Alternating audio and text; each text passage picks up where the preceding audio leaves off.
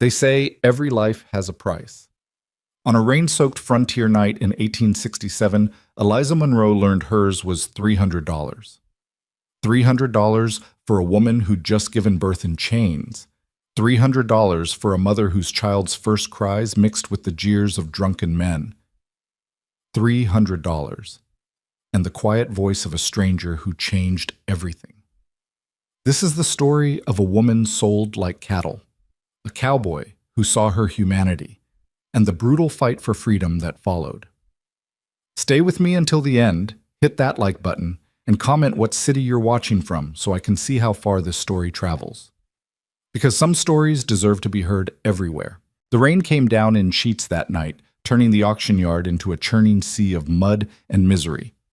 Eliza Monroe could barely stand. Her legs trembled beneath her weight, and the iron shackles around her ankles bit into skin already raw and bleeding. The pain radiating from her abdomen was unlike anything she'd ever known. Worse than the lash, worse than hunger, worse than the years of degradation that had brought her to this moment. Because 2 hours ago, in the filthy holding pen behind the auction house, she had given birth. There had been no midwife, no clean water, no gentle hands to guide the child into the world. Just Eliza, alone in the darkness, biting down on a strip of leather to keep from screaming, her hands cuffed behind her back until the very last moment when the elderly woman in the adjacent pen had convinced the guard to show mercy. The baby had come in a rush of agony and blood, and Eliza had barely managed to catch her daughter before she hit the ground. Her daughter, so small, so perfect, so utterly doomed. Now, as rough hands shoved her toward the auction platform, Eliza clutched the infant to her chest with arms that could barely hold themselves up. The baby was wrapped in Eliza's torn underskirt, the only cloth available. Blood still soaked through Eliza's dress, leaving a dark trail in the mud behind her. "Get up there, girl!" The auctioneer's assistant, a gap-toothed man named Roscoe, grabbed her arm and hauled her forward. Eliza's vision swam. Her knees buckled, but Roscoe caught her roughly, his fingers digging into her flesh. "Don't you dare fall! Mr. Pettigrew wants premium price for you, and he ain't gonna get it if you collapse." Premium price. The word should have made Eliza laugh, if she'd had the strength for it. Premium price for a woman who'd been worked half to death on the Pettigrew plantation, who'd been starved and beaten and used in ways she tried desperately not to remember. Premium price for someone who might not survive the night. The platform rose before her, slick with rain, illuminated by torches that sputtered and smoked in the downpour. Beyond it, a crowd of perhaps 40 men waited, their faces shadowed beneath wide-brimmed hats and upturned collars. Eliza had been to enough auctions to know what she'd see in those faces. Calculation, greed, lust, indifference. Never compassion, never humanity. Roscoe shoved her up the steps. Eliza's foot slipped on the wet wood and she went down hard on one knee, her body instinctively curling around the baby to protect her from the impact. Pain exploded through her pelvis. A cry escaped her lips before she could stop it. The crowd laughed. "Clumsy one, ain't she?" someone called out. "Maybe she's drunk," another voice added, prompting more laughter. Eliza forced herself upright, her jaw clenched so tight her teeth ached. Don't show them weakness. Don't let them see you break. She'd learned that lesson years ago, during her first auction, when she was just 16 and still foolish enough to cry. Tears only made the men bid higher. Tears meant you were breakable, trainable, controllable. The auctioneer, a portly man with mutton chops and a voice like gravel, stepped forward and raised his hands for silence. "Gentlemen, gentlemen, we have a special offering tonight. This here is Eliza, property of Mr. Augustus Pettigrew of the Pettigrew estate, 24 years of age, healthy and strong." "She don't look strong," someone interrupted. "She looks half dead." "Temporary condition," the auctioneer countered smoothly. "As you can see, she's just produced a fine, healthy child, which proves her fertility and confirms her value as breeding stock." Breeding stock. Eliza's stomach turned. The baby stirred against her chest, making small mewing sounds. "The child ain't included in the sale," the auctioneer continued. "Mr. Pettigrew will retain ownership of the infant. However, he's willing to negotiate a separate price for those interested in keeping mother and child together." A separate price. Of course. Eliza's arms tightened around her daughter. She'd known this was coming, had known since the moment she realized she was pregnant that any child of hers would be property, would be sold, would be torn from her arms eventually. But knowing hadn't prepared her for the reality of it. Nothing could have prepared her for this. "Let's start the bidding at $100, the auctioneer announced. Silence. The rain drummed on the platform roof, a steady percussion that filled the absence of voices. The auctioneer's smile faltered. "Gentlemen, I assure you, this is a fine specimen. Once she's recovered from childbirth, She's bleeding all over your platform, Harris," a voice called out. "How do we know she ain't dying?" "She survived childbirth, didn't she? That's proof enough of her constitution."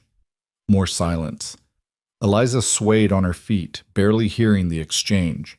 The world had narrowed to the small, warm weight in her arms, the rapid beating of her own heart, and the cold certainty that these were her daughter's last moments in her embrace. $50, someone finally offered, his tone bored. $50? The auctioneer looked personally offended. "Gentlemen, this woman is worth far more than—" "60, another voice cut in. "75. 80. The bidding continued, but it was lackluster, reluctant. Eliza recognized the pattern. They were waiting for her to collapse, to prove the skeptics right. And the truth was, she might. Her vision kept blurring at the edges. Her legs felt like they belonged to someone else. Only her grip on the baby remained strong, fueled by a desperation that transcended physical weakness. $100, the auctioneer said hopefully when the bidding stalled at 95. "Surely someone—" "I'll give you 200.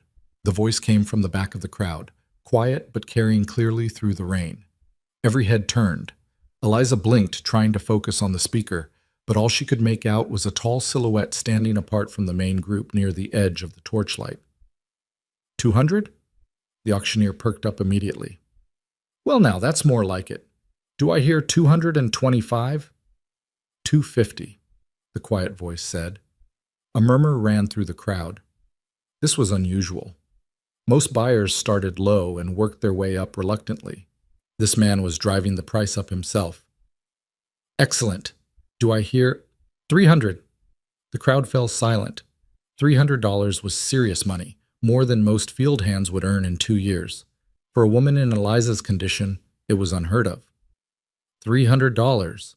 The auctioneer could barely contain his glee. Going once! Eliza stared at the shadowy figure. Who was he? Why was he doing this? Going twice! The rain intensified and lightning flickered in the distance, illuminating the stranger for just a moment.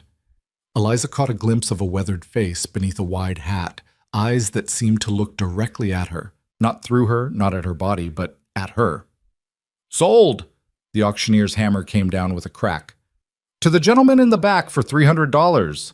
The crowd erupted in conversation, some men laughing, others shaking their heads at the fool who'd just overpaid so dramatically. Roscoe appeared at Eliza's side, grabbing her arm to lead her down from the platform. "Wait," Eliza gasped. "My baby?"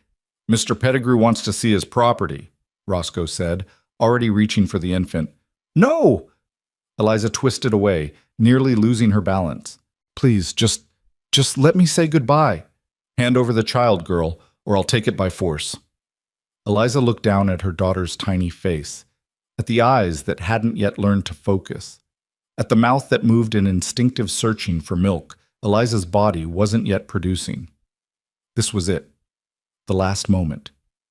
She pressed her lips to the baby's forehead, breathing in her scent, memorizing the weight of her, the warmth, the absolute perfection of her existence.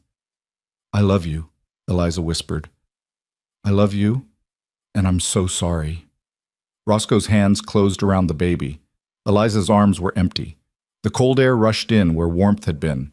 Somewhere deep inside her chest, something broke with such finality that she thought she might actually die from it. "Move," Roscoe ordered, pushing her toward the steps. Eliza moved.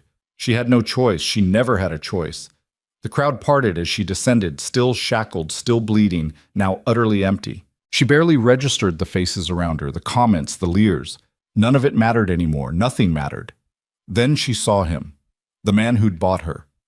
He stood waiting at the edge of the auction yard, tall and broad-shouldered, his face still shadowed by his hat. As she approached, escorted by Roscoe, he He stepped forward into the torchlight. He was older than she'd expected, perhaps 40, with lines etched deep around his eyes and mouth. His face was weathered from sun and wind, his jaw strong beneath several days' worth of stubble. But it was his eyes that caught her, gray-blue, like a winter sky, and holding an expression she couldn't quite identify. Not lust, not cruelty. Something else. Something that made her deeply uneasy because she didn't recognize it. "Here she is," Roscoe announced. "One woman, as purchased. Mr. Pettigrew will need payment before you leave." The stranger looked at Eliza for a long moment, his gaze traveling from her face down to her shackled ankles and back up. Then he turned to Roscoe. "Why is she in chains?" Roscoe blinked. "Sir?" "The shackles. Why is she wearing them?"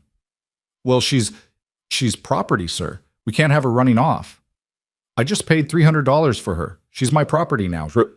Remove the shackles." Roscoe's mouth opened and closed. That is, Mr. Pettigrew requires that all sales remain bound until they're off the premises. I don't care what Pettigrew requires." The stranger's voice remained quiet, but there was steel beneath it now. "I paid for her. She's mine. Remove the shackles, or I'll do it myself and send Pettigrew a bill for my trouble." Roscoe looked between the stranger and Eliza, clearly calculating whether this was worth an argument. Finally, he sighed and pulled a key from his pocket. "If she runs, that's your problem." "I understand." Eliza stood perfectly still as Roscoe knelt and unlocked the shackles around her ankles. The iron fell away, clanging against the ground. She'd worn those chains for 6 days, ever since Pettigrew had decided to sell her. The sudden absence of their weight made her feel like she might float away. "Wrist cuffs, too," the stranger said. Roscoe complied, muttering under his breath. When the last restraint fell away, Eliza rubbed her wrists automatically, feeling the raw skin beneath her fingers. "Come with me," the stranger said to her.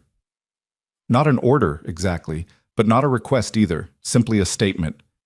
Eliza followed because she had no alternative. Her legs barely supported her weight. Each step sent fresh waves of pain through her lower body, and she could feel blood trickling down her inner thighs. She needed to lie down. She needed water. She needed her baby. But her baby was gone. The stranger led her to a covered wagon parked at the far edge of the auction yard. It was well maintained, the canvas clean and taut over the wooden frame. A pair of horses stood hitched to it, their heads lowered against the rain. "Get in the back," the stranger said, moving to the rear of the wagon and unfastening the canvas flap. Eliza hesitated. This was the moment, she thought distantly, when whatever he'd really bought her for would become clear. Men didn't pay $300 without expecting a return on their investment. But when she didn't move, he simply gestured again. "Please, you need to get out of this rain before you catch your death." Slowly, painfully, Eliza climbed into the wagon. The interior was dry and relatively clean, containing several crates and barrels, some coiled rope, and a pile of blankets. The stranger climbed in behind her, and Eliza tensed, her heart hammering. He moved past her to one of the crates and opened it, pulling out a folded piece of canvas. "Lie down," he said, spreading it over the wagon bed. "On this, it'll keep the blood from soaking into the wood." Eliza stared at him. "You need to rest," he continued, his tone matter of fact. "And I need to examine you to make sure you're not bleeding internally. I've delivered cattle and horses through difficult births. Human anatomy isn't so different." You want to examine me?" Eliza's voice came out as barely more than a whisper. "I want to make sure you're not dying," he corrected. "There's a difference." He pulled out another crate, this one containing what looked like medical supplies, clean cloth, a bottle of something clear, a needle, and thread. "I won't touch you more than necessary, and I'll explain everything I'm doing before I do it. But we need to stop that bleeding, and we need to do it now. Understood?" Eliza nodded slowly. She didn't understand any of this, but she was too exhausted and in too much pain to argue. She lowered herself onto the canvas, trying not to cry out, as her body protested the movement. The stranger, her owner, she reminded herself bitterly, moved around the wagon with practiced efficiency, lighting a small lantern that cast warm light over the interior.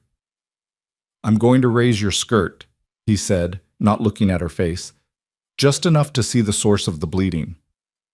Then I'm going to clean the area with this. He held up the bottle. It's going to hurt, but it'll prevent infection. True to his word, he explained each step before performing it. He was neither rough nor unnecessarily gentle, his hands impersonal and efficient. Eliza stared at the canvas ceiling, focusing on breathing through the pain as he worked. You're torn, he said after a moment. Not badly, but enough to need stitches.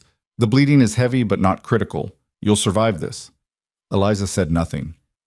Survival had never been the question. The question was whether survival was worth it. The stranger cleaned and stitched with the same efficiency he'd shown in everything else.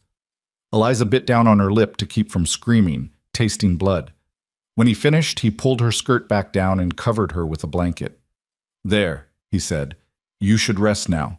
We have a long journey ahead of us. Where? Eliza managed to ask. My ranch. 3 days' ride from here, up in the high country. 3 days. 3 days away from the only place that might hold her daughter. Panic surged through Eliza's exhaustion. My baby. I know, he said quietly. He moved to sit near the wagon opening, his back to her, giving her privacy. I asked about her. And? Pettigrew already sold her, to a couple heading east. They left an hour ago. The words hit Eliza like a physical blow. Already sold. Already gone. She'd known it would happen, had known from the moment of her daughter's birth, but knowing and experiencing were two different things. Did they... Eliza's voice broke. Did they seem kind? The stranger was quiet for a long moment. I don't know, he finally admitted. I'm sorry. Eliza closed her eyes, hot tears sliding down her temples into her hair. She wanted to scream, to rage, to tear the world apart with her bare hands. But she had no strength for any of it, so she just lay there, trembling, while grief consumed her from the inside out. What's your name? The stranger asked after a while. Eliza. Her voice sounded hollow. Eliza Monroe. Eliza Monroe, he repeated, as if testing the weight of it. I'm Caleb Holt. She didn't respond. What was there to say? Nice to meet you. Thank you for purchasing me.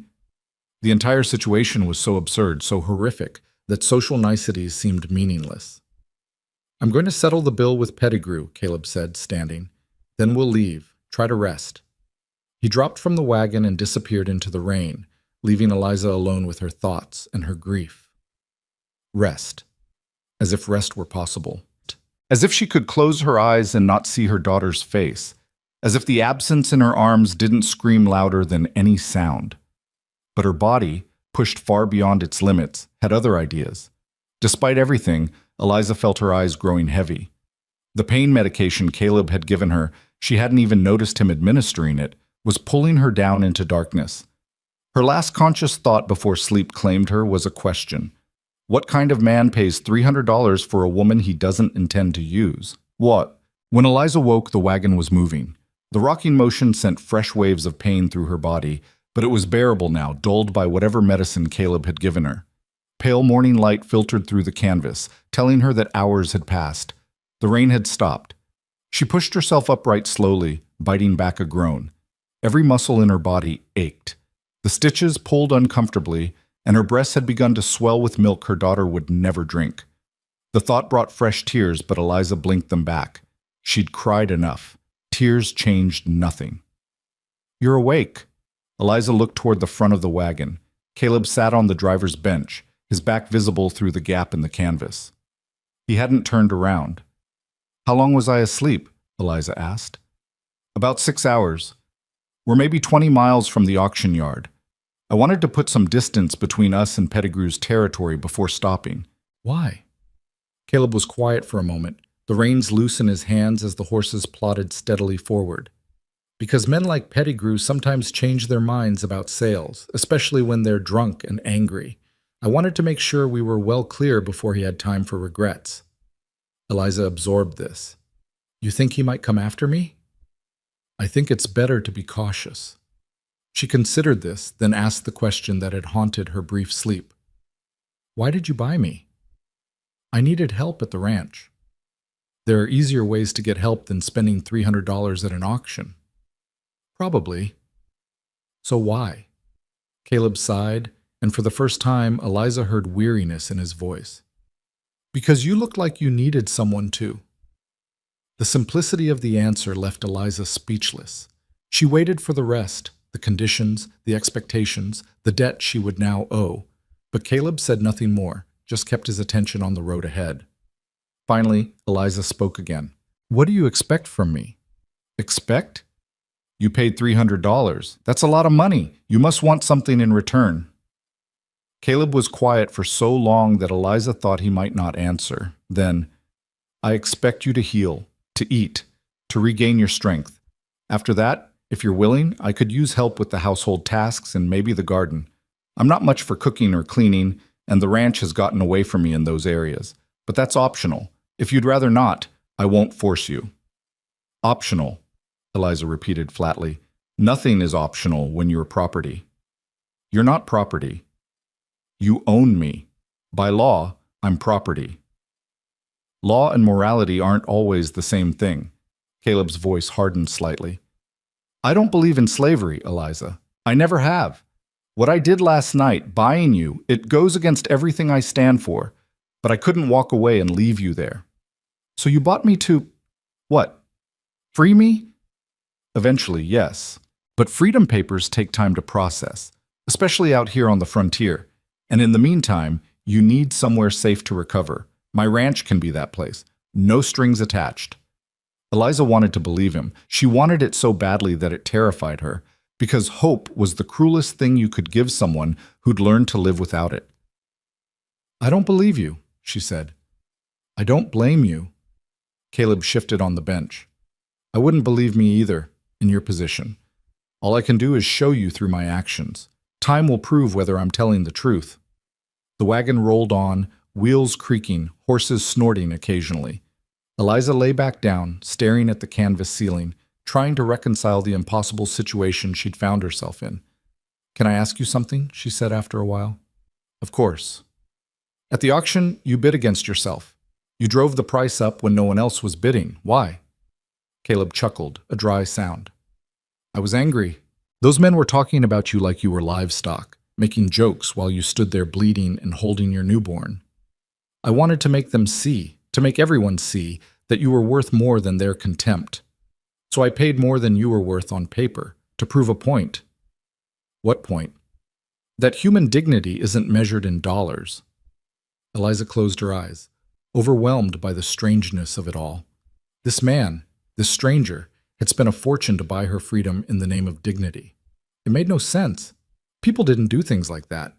There had to be an angle, a hidden purpose.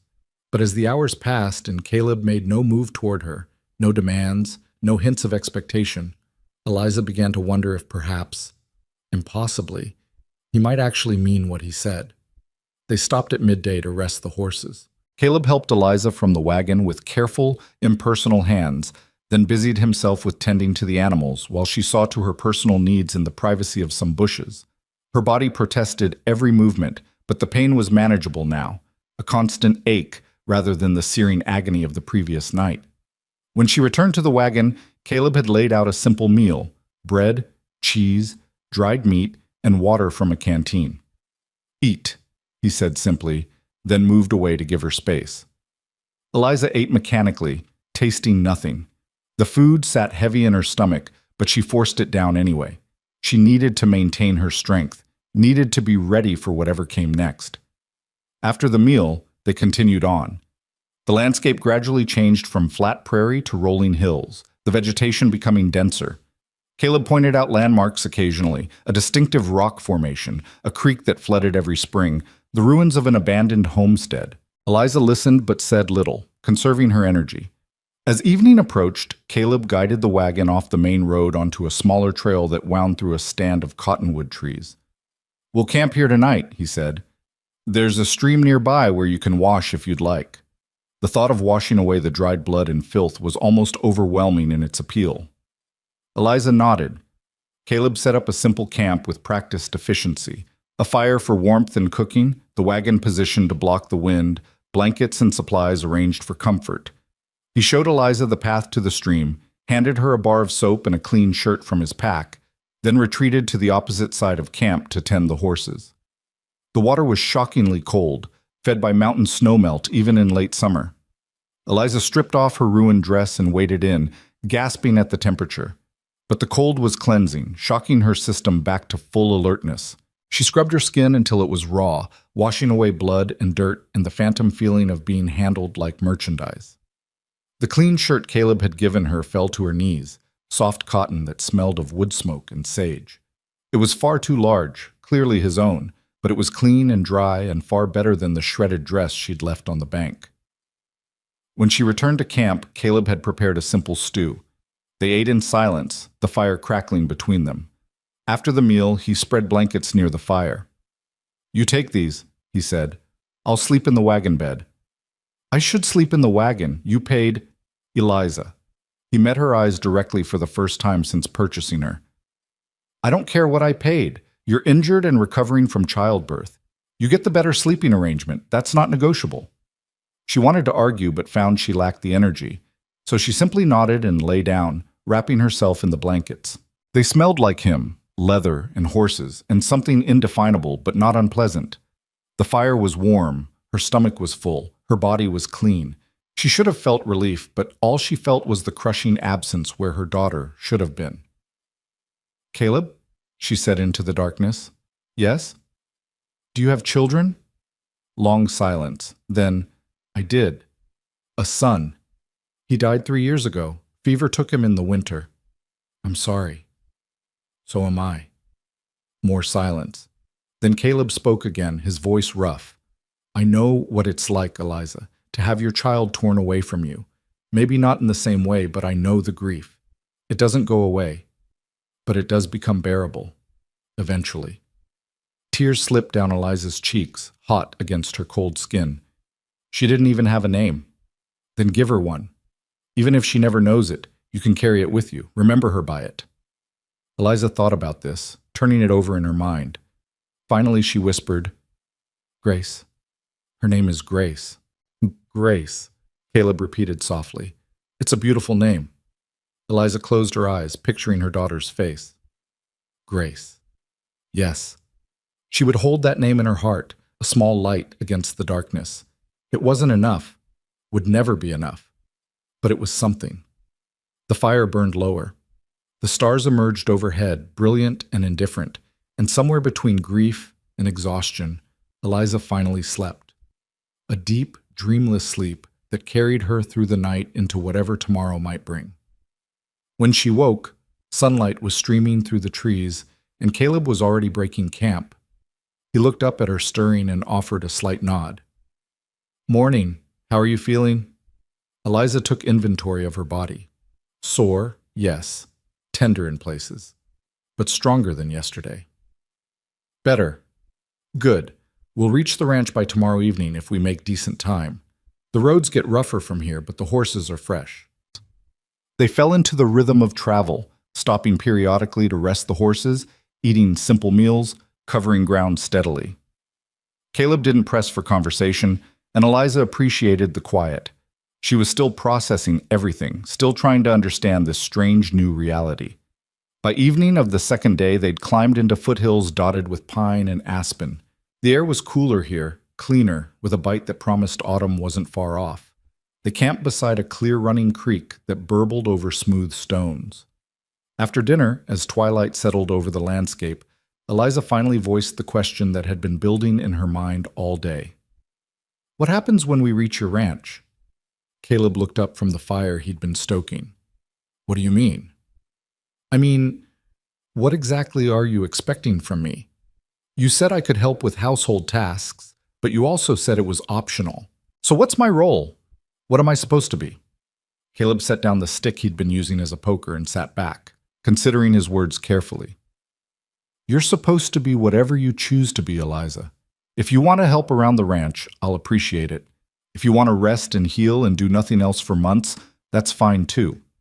If you eventually want to leave, once we've sorted out your legal status, I'll help you get wherever you want to go." "That's not how this works," Eliza said, frustration creeping into her voice. You don't spend $300 on someone and then give them complete freedom. I do. Why?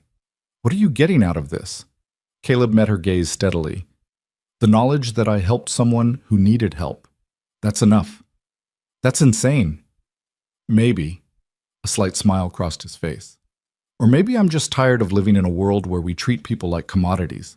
Maybe I wanted to do one thing, just one thing that pushed back against that system. Eliza shook her head, still not quite believing. You could have done that without spending a fortune. Could I? If I'd left you on that platform, you would have sold for $95 to some farmer who saw you as breeding stock. Your daughter was already lost to you, but at least I could make sure her mother had a chance at something better. The mention of Grace sent a fresh spike of pain through Eliza's chest. She looked away, blinking back tears. I'm sorry, Caleb said quietly. I shouldn't have brought her up. No, it's... Eliza took a shaky breath. It's fine. She's gone. I need to accept that. But acceptance and moving on are two different things. They are. And no one expects you to move on quickly. Grief takes as long as it takes. They sat in silence for a while, watching the fire burn. Finally, Eliza spoke again. I'll help with the household tasks, and the garden, if you have one. Not because I owe you, though I do, but because I need something to occupy my mind. Idleness will kill me faster than any injury. Caleb nodded. Fair enough, but the moment it becomes too much, you stop. Agreed? Agreed. That seemed to settle something between them. The tension that had been building eased slightly, replaced by a tentative understanding. Eliza wasn't naive enough to trust completely. Trust had to be earned, and Caleb Holt had only had 2 days to earn it. But she was willing to give him the benefit of the doubt. For now. The next day dawned clear and cool. They broke camp early and pushed on into increasingly rugged terrain. The trail narrowed, winding through dense forest and across rocky slopes. Caleb handled the wagon with skill, navigating obstacles that would have daunted a less experienced driver. Around mid-afternoon, they crested a ridge, and Caleb pulled the horses to a stop. There, he said, pointing.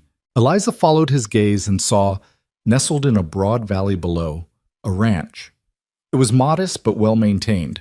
A sturdy-looking house, a barn, several outbuildings, and extensive fencing that enclosed pastures dotted with cattle. Smoke rose from the house's chimney, a thin trail against the blue sky. Home, Caleb said simply. Home. The word felt foreign to Eliza. She'd never had a home, not really, just places she'd been kept, places she'd worked, places she'd survived. Could this place be different? They descended into the valley as the sun began its slide toward the western peaks. By the time they reached the ranch house, long shadows stretched across the yard. Caleb helped Eliza down from the wagon, and she stood for a moment, taking it all in.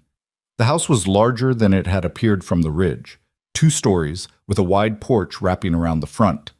The barn was substantial, clearly built to withstand harsh winters. Everything spoke of care and attention, of a man who took pride in his work.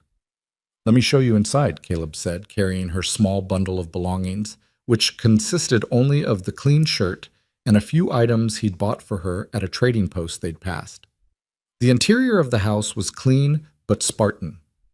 A main room served as kitchen and living area, with a large stone fireplace dominating one wall. Sturdy furniture, a table, chairs, a rocking chair, occupied the space. Doors led to other rooms, and a staircase climbed to the second floor. There are 3 bedrooms upstairs, Caleb said. You can take your pick of the 2 smaller ones. My room is the one at the end of the hall. The door stays closed, and you're welcome to do the same with yours. Eliza nodded, looking around. It's nice. It's functional. I'm not much for decoration. He set her bundle on the table. Why don't you rest while I tend to the horses and unload the wagon? Dinner will be simple tonight. I'm too tired for anything elaborate. I can cook, Eliza offered. You can barely walk. Rest. That's an order. Eliza bristled at the word order, but saw the slight smile playing at the corner of Caleb's mouth and realized he was being intentionally ironic. An order to rest. It was absurd enough to be almost funny. Fine, she said, but tomorrow I start earning my keep. We'll see how you feel tomorrow. Caleb headed outside, leaving Eliza alone in the house. She climbed the stairs slowly, her body protesting each step. The first bedroom she checked was small but comfortable, with a real bed, an actual bed with a mattress and pillows and quilts. Eliza stared at it in disbelief. She couldn't remember the last time she'd slept on anything softer than a wooden pallet. She sat on the edge of the bed tentatively, half expecting it to collapse, or for someone to rush in and tell her she had no right to such luxury. But the bed held, and no one came. Slowly, carefully, Eliza lay back, her head sinking into the pillow. The quilt smelled of lavender and sunshine. The mattress cradled her aching body. And for the first time in years, for the first time since Grace's birth, Eliza felt something that might have been the distant cousin of safety. It wouldn't last. She knew that. Nothing good ever lasted. But for this moment, in this room, in this strange house belonging to a strange man who claimed to want nothing from her, Eliza allowed herself to simply rest. Outside, she could hear Caleb moving around, unhitching the horses, the familiar sounds of ranch work. Inside, the house settled around her with small creaks and sighs. Eliza closed her eyes, her hand unconsciously moving to her empty abdomen where Grace had once grown. "I'm still here," she whispered to the absent child. "I'm still here, and I'll remember you every day. I promise." The light faded from the window. The house grew quiet, and Eliza Monroe, sold and bought and freed in the space of 3 days, allowed herself to hope, just a little, that maybe, impossibly, things could be different here. Maybe she could be different here. Maybe this was the beginning of something other than survival. Maybe. The first morning at the ranch, Eliza woke to sunlight streaming through unfamiliar windows and the sound of a rooster crowing in the distance. For a confused moment, she didn't know where she was. Then memory crashed back. The auction, the journey, Caleb Holt, and the strange new existence that felt more like a fever dream than reality. She sat up slowly, testing her body's limits. The pain had diminished to a dull ache, and the bleeding had slowed considerably. Her breasts were swollen and tender, milk still coming in for a baby who would never nurse. Eliza pressed her hands against them, willing the pain to be physical only, but it radiated straight to her heart where Grace's absence lived like an open wound. A soft knock at the door startled her. "Eliza, you awake?" Caleb's voice, careful and respectful. "Yes. I've made breakfast. When you're ready, come down. No rush." She heard his footsteps retreat down the hallway.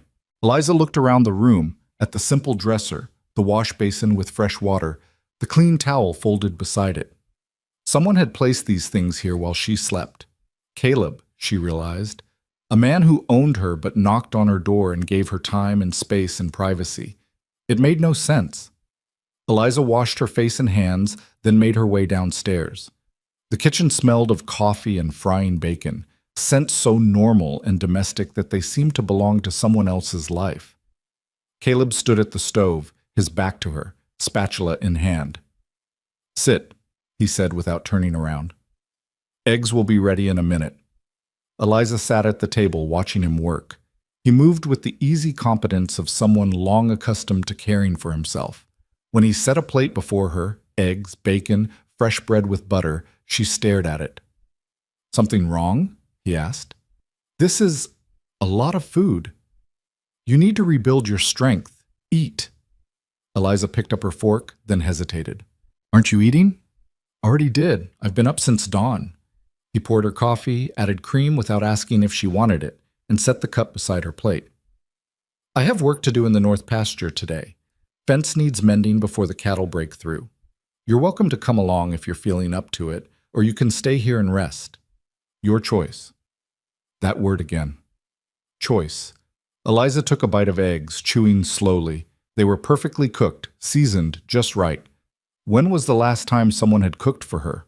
When was the last time she'd eaten food that wasn't scraps or gruel? "I'd like to come," she heard herself say. "If I can help." Caleb studied her for a moment. "You're still recovering. I'm stronger than I look." "I don't doubt that, but there's no shame in resting when you need to." "I need to work," Eliza said firmly. "Sitting idle will drive me mad." Something flickered in Caleb's eyes. Understanding, perhaps, or recognition. He nodded. "All right, but the moment you need to stop, you tell me. Agreed?" Agreed. After breakfast, Caleb showed her around the ranch properly. The barn housed 6 horses, including the 2 that had pulled the wagon. There were chickens in a coop, pigs in a pen, and 2 milk cows in a small paddock near the house. The cattle, maybe 200 head, Caleb estimated, grazed in the larger pastures beyond. "It's a lot for one man," Eliza observed.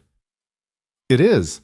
I had help until last spring, a couple of ranch hands who worked the place with me, but one got married and moved to town, and the other headed to California chasing gold rumors." Caleb shrugged. "I've been managing alone since then, but it's getting harder. Why I mentioned needing help." They loaded tools and fence posts into a small wagon hitched to a single horse, then set out across the property. The morning was cool and clear, the kind of day that made Eliza understand why people spoke of the West with such longing. Wide open spaces, clean air, mountains rising in the distance like sentinels watching over the valley. The broken fence was about a mile from the house, where several posts had rotted through and the wire sagged dangerously low. Caleb set to work digging out the old posts while Eliza gathered the tools and materials he needed, anticipating what he'd ask for before he spoke. They fell into an easy rhythm, and Eliza found herself relaxing despite her wariness. "You've done this before," Caleb commented as she handed him the post-hole digger at exactly the right moment. "Farm work, mostly. I was raised on a plantation in Missouri before—" She trailed off, not wanting to finish that sentence. "Before you were sold." "Yes." Caleb drove a new post into the ground with strong, steady strikes. "How old were you?" 16. My mother died of fever and the plantation owner sold off anyone who wasn't directly profitable. I ended up in a textile mill in Tennessee for 2 years, then a household in Arkansas, then—" She shrugged. "Pettigrew bought me 3 years ago, said he needed workers for his fields." "And the father of your child?" Eliza's hand stilled on the wire she was uncoiling. "There was no father, not in any way that matters." Caleb looked at her sharply, reading the truth in her careful non-answer. His jaw tightened, but he only said, "I'm sorry." They worked in silence for a while. Eliza appreciated that he didn't press for details, didn't offer empty platitudes. He simply acknowledged her pain and moved on, giving her the dignity of privacy. By midday, they'd replaced 4 posts and restrung the wire. Eliza's body was protesting, the stitches pulling uncomfortably, but she refused to stop. The physical labor was cleansing somehow, burning away some of the helpless fury that had been building inside her since Grace's birth. Caleb finally called to halt when he noticed her favoring her left side. "That's enough for today. We'll finish the rest tomorrow." "I can keep going." "I know you can, but you shouldn't." He started packing up the tools. "Besides, I'm hungry. Let's head back." Lunch was simple: cold meat, cheese, bread, and apples from the cellar. They ate on the porch, watching the cattle graze in the distance. Eliza found herself studying Caleb when he wasn't looking, trying to understand this man who defied everything she'd learned about how the world worked. "Can I ask you something?" she said finally. "Of course." "Why do you live out here alone? A man like you, with property and means. You could have a wife, a family." Caleb was quiet for a long moment, his gaze distant. "I did have a family. My wife Sarah and our son Thomas. We built this ranch together, planned to raise him here, maybe have more children." He paused, his voice roughening. "Sarah died giving birth to our second child. The baby didn't survive either. Thomas was only 5. And then 3 years ago, fever took him too, like I told you before. After that—" He shrugged. "I couldn't seem to move forward. Couldn't imagine bringing someone new into this house, into the life Sarah and I had built. So I stayed alone." Eliza absorbed this, understanding now some of what drove him. "I'm sorry for your losses." "And I'm sorry for yours." He met her eyes. "We're both survivors, Eliza. Both trying to figure out how to keep living when the people we love are gone." The observation struck too close to the bone. Eliza looked away, blinking back unexpected tears. "Grace isn't dead." "No, but she's lost to you, which is its own kind of grief." "Do you think—" Eliza's voice caught. "Do you think I'll ever see her again?" Caleb was quiet, and she appreciated that he didn't offer false hope. "I don't know. The frontier is vast, and people move around constantly. But I'll tell you this. If there's ever any way to find her, any trail to follow, I'll help you follow it. That's a promise." Eliza nodded, not trusting herself to speak. They sat in silence for a while, two people bound by loss, watching the afternoon shadows lengthen across the valley. The days that followed established a pattern. Eliza woke early, helped Caleb with breakfast, then worked alongside him on ranch tasks. She fed chickens, collected eggs, milked cows, weeded the sadly neglected vegetable garden behind the house. She cleaned and cooked and mended, throwing herself into domestic tasks with an intensity that kept the grief at bay during daylight hours. Caleb never demanded her help, never expected it, which somehow made Eliza want to give it more freely. He treated her like a partner rather than property, asking her opinion on ranch decisions, listening when she spoke, respecting her boundaries. When she needed space, he gave it. When she needed company, he provided it without being asked. It was disturbing how quickly Eliza began to rely on this routine, this strange domestic normalcy. She kept waiting for the other shoe to drop, for Caleb to reveal his true intentions, but days turned into weeks and nothing changed. He remained respectful, kind, and utterly committed to treating her as a free person despite the legal reality. One evening, about 3 weeks after her arrival, Eliza was washing dishes when Caleb came in from the barn carrying a wooden box. "I have something for you," he said, setting the box on the table. Eliza dried her hands, eyeing it warily. "What is it?" "Open it and see." She lifted the lid carefully. Inside were fabric, thread, needles, and several spools of ribbon in different colors. Sewing supplies, enough to make several garments. "You've been wearing my shirt this whole time," Caleb said. "Figured you might want something that actually fits. There's a general store catalog in there too, if you want to order ready-made clothes, but I thought you might prefer to make your own." Eliza stared at the supplies, emotion welling up in her throat. It was such a simple thing, such a basic kindness, but it unmade her completely. She pressed her hand to her mouth, trying to hold back tears. "Eliza, what's wrong?" "Nothing," she managed. No one's ever—" She couldn't finish the sentence. Caleb's expression softened. "They're just sewing supplies, Eliza." "No?"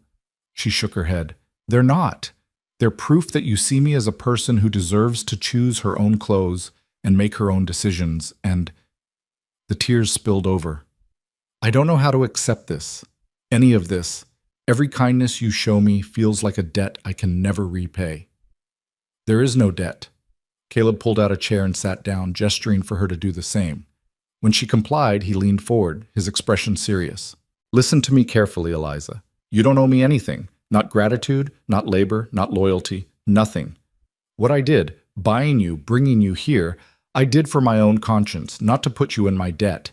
If you choose to stay and help with the ranch, I'm grateful. If you choose to leave once the freedom papers come through, I'll help you go. Either way, you're free. Do you understand?" "I want to understand," Eliza said quietly. "But it's hard to believe.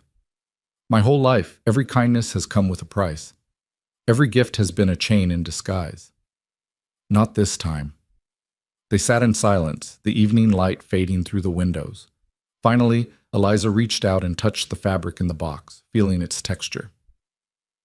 "Thank you," she said softly. "For the supplies. For everything." Caleb nodded, standing. "You're welcome. Now, I'm going to check on the horses one more time before bed. Take your time looking through that." After he left, Eliza pulled out the fabric, a practical calico print in deep blue, soft cotton in cream, and heavier material for work dresses. There was even a length of fine lawn that could be made into undergarments. Caleb had thought of everything, which meant he'd paid attention to what she needed. The realization was both touching and unsettling.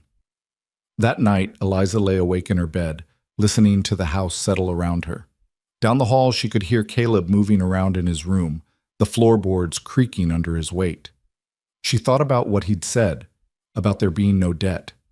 Could it really be that simple? Could she truly be free here? Free to choose? Free to leave if she wanted? The problem was, she was starting to realize she didn't want to leave. Not yet. Maybe not ever.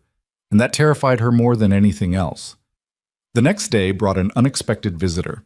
Eliza was working in the garden when she heard hoofbeats approaching. She looked up to see a rider cresting the hill, A man in his 50s with silver hair and a marshal's badge glinting on his chest.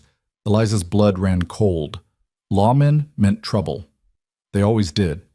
Caleb emerged from the barn, wiping his hands on his pants. Marshal Dawson, this is a surprise. Holt! The marshal dismounted, his eyes scanning the property before landing on Eliza. Heard you made an interesting purchase a few weeks back. Wanted to see for myself. News travels fast. It does when you spend $300 at a frontier auction. Dawson's gaze remained fixed on Eliza. That her? Eliza stood frozen, her hands clenching in the folds of her borrowed shirt. This was it. This was where Caleb's true intentions would be revealed. The lawman would take her back, or Caleb would assert his ownership, or, her name is Eliza Monroe, Caleb said calmly. And yes, she's staying here while we process her freedom papers. Dawson's eyebrows rose. Freedom papers? Holt, you do know that slavery is still legal in these territories? I'm aware. I'm also aware that I have the right to free anyone I own, provided the paperwork is properly filed. Which can take months, years even. Then it takes years. Caleb's voice hardened. But it will happen. The marshal studied them both for a long moment. Then he surprised Eliza by smiling. Relax, both of you. I'm not here to cause trouble. Actually, I'm here to help. Help how? Caleb asked cautiously. You're not the only one who thinks this whole system is rotten, Holt. I've been looking for ways to speed up the manumission process for cases like this. And I think I found one. He pulled a folded document from his saddlebag. This is a territorial exemption form.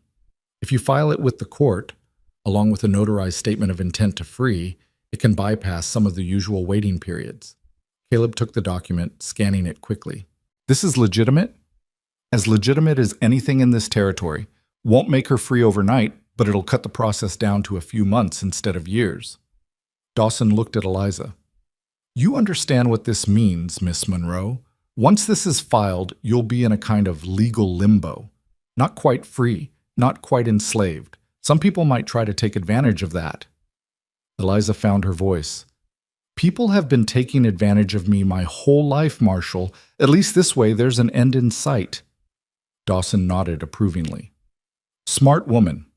Holt, you'll need to get this notarized in town. I'd recommend doing it soon before anyone gets ideas about challenging your ownership. Like who? Caleb's tone sharpened. Like Augustus Pettigrew. Dawson's expression darkened. Word is he's been drinking heavily since your purchase. Saying you made him look like a fool, drove up the price just to humiliate him. Man like that, with that much pride, he might try to cause problems. Eliza's stomach dropped. She'd thought she was safe here, far from Pettigrew's reach. But if he came looking for her, if he tried to reclaim her... Let him try, Caleb said coldly. I have a bill of sale, properly witnessed and recorded. He has no legal claim. Legal claim and actual claim are two different things on the frontier, Holt. You know that as well as I do. Dawson mounted his horse. Just be careful, both of you, and get those papers filed soon. After the marshal left, Eliza and Caleb stood in the yard, the weight of the warning settling over them. He won't come here, Caleb said, but he sounded like he was trying to convince himself. Pettigrew is a coward. He only strikes when he has overwhelming force on his side. You don't know him like I do, Eliza said quietly. When he drinks, he gets mean. And when he gets mean, he doesn't care about consequences. Caleb looked at her, seeing the fear she was trying to hide. Then we'll be ready. I'll ride to town tomorrow and file the papers, and I'll make sure we have guns loaded and accessible just in case. You'd fight for me? The question slipped out before Eliza could stop it. Yes, Caleb said simply. I would. That night, Eliza couldn't sleep. She kept imagining Pettigrew's face, his hands, the way he'd looked at her with such contempt when he'd ordered her sold. He was a man who didn't like losing, and Caleb had made him lose publicly. That kind of humiliation demanded retribution. Around midnight, she gave up on sleep and went downstairs. To her surprise, Caleb was there, sitting at the table with a rifle across his lap, cleaning it methodically. Couldn't sleep either, he asked without looking up. No. Eliza sat across from him, watching his hands work. Are you really going to fight if he comes? Yes. Why? I'm not worth dying for. Caleb looked up sharply. Don't say that. It's true. You barely know me. I'm just... You're a human being who deserves dignity and freedom, Caleb interrupted. That's worth fighting for, worth dying for if it comes to that. But it shouldn't have to come to that. I could just leave, disappear. Then you'd be safe, and Pettigrew would have no reason to come after you. And where would you go? You have no money, no papers, no way to survive on your own out here. Caleb set down the cleaning cloth. Besides, I made you a promise. I told you this was a safe place, that you were free here. I don't break my promises. Eliza felt tears prickling her eyes again. This man, this impossible man, was willing to risk everything for her. It made no sense. It defied every lesson she'd learned about human nature. I don't understand you, she whispered. I don't need you to understand me. I just need you to trust me. He met her eyes. Can you do that? Eliza thought about the past 3 weeks, about the locked doors he'd never tested, the boundaries he'd never crossed, the promises he'd kept, about the way he treated her like a person, not property, about the sewing supplies and the freedom papers and the simple radical act of asking for her trust instead of demanding her submission. Yes, she said finally, I can trust you. Something eased in Caleb's expression. Good. Now go back to bed and try to rest. Tomorrow's going to be a long day. Eliza climbed the stairs slowly, Caleb's words echoing in her mind. Trust. Such a fragile, dangerous thing. But for the first time in her life, she thought maybe, just maybe, it was safe to try. The trip to town the next day was tense. Caleb insisted Eliza come with him, saying it was safer than leaving her alone at the ranch. They took the wagon, with a rifle within easy reach and Caleb's pistol holstered at his hip. The town of Clearwater was small, just a main street lined with weathered buildings and false-fronted shops. People stopped to stare as they passed, eyes lingering on Eliza. She kept her gaze forward, refusing to show fear. The courthouse was a squat brick building at the end of the street. Inside, a clerk with spectacles and ink-stained fingers looked up from his ledger. Help you? I need to file manumission papers, Caleb said, producing the documents Marshal Dawson had provided. The clerk's eyebrows rose as he scanned the forms. This is a territorial exemption. Where'd you get this? From someone who knows how to use it. Can you file it or not? The clerk hesitated, then shrugged. I can file it, but you'll need a notary to witness your signature, and that'll cost you $5. Fine. The process took an hour, filled with bureaucratic ritual and careful documentation. Eliza stood silent throughout, trying to believe that these pieces of paper would actually change her life. When the clerk finally stamped the final document and handed Caleb a receipt, Eliza felt something shift inside her. Not freedom, not yet, but the possibility of it. As they left the courthouse, a voice called out from across the street, Well, well, if it ain't the high-minded Mr. Holt. Eliza's blood turned to ice. She knew that voice. A man detached himself from the shadows of a saloon doorway. He was in his 40s, with a florid face and the thick build of someone who'd lived well at others' expense. Augustus Pettigrew. Caleb's hand moved to his pistol. Pettigrew. Heard you were in town. Thought I'd come say hello. Pettigrew's eyes slid to Eliza, and his smile turned cruel. And to see my former property. Looking well, girl. Ranch life agrees with you. She's not your property anymore, Caleb said flatly. No, she's yours for now. Pettigrew sauntered closer, reeking of whiskey even at this early hour. But I've been thinking. That sale might not have been entirely legal. I was drunk, you see. Couldn't have been thinking clearly when I accepted your bid. You were sober enough to take my money. Details. Pettigrew waved a hand dismissively. Point is, I'm considering challenging the sale. Getting my property back. The sale is recorded and legal. You have no grounds. Maybe, maybe not. Frontier law is flexible, Holt, especially when the right people are persuaded. Pettigrew's smile widened. How much did you really pay for her? $300? I'll give you $400 to sell her back to me. Right now. That's a $100 profit for a few weeks' use. Eliza's hands clenched into fists. Use, as if that's all she'd been doing here. She's not for sale, Caleb said, his voice dangerously quiet. Everything's for sale. Name your price. There is no price. She's a human being, not livestock. Pettigrew laughed, a harsh sound that drew attention from passers-by. Human being? She's a slave, Holt. Property. And you're a fool if you think some paperwork is going to change that. The paperwork is already filed. In a few months, she'll be legally free. So whatever you're planning, you're too late. The smile dropped from Pettigrew's face, replaced by cold rage. You think you're better than me? You think you're some kind of savior? You're not. You're just a lonely widower who bought himself a woman because you can't get one any other way. Caleb's jaw tightened, but he kept his voice level. We're done here. Come on, Eliza. He took her arm gently, guiding her toward the wagon. Pettigrew called after them. This isn't over, Holt. I'll see you ruined for this. You and that whore both.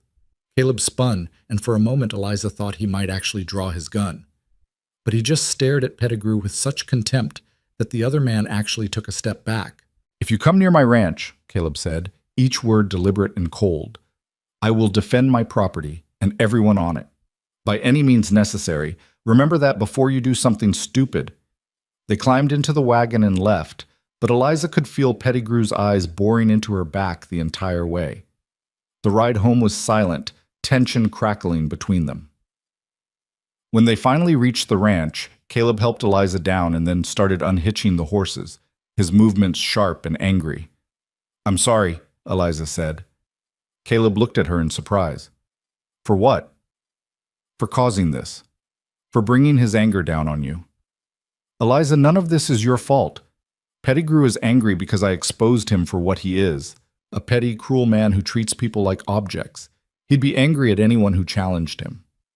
But now he's threatening you because of me. Let him threaten. I've faced worse than Augustus Pettigrew. Caleb finished with the horses and turned to her fully.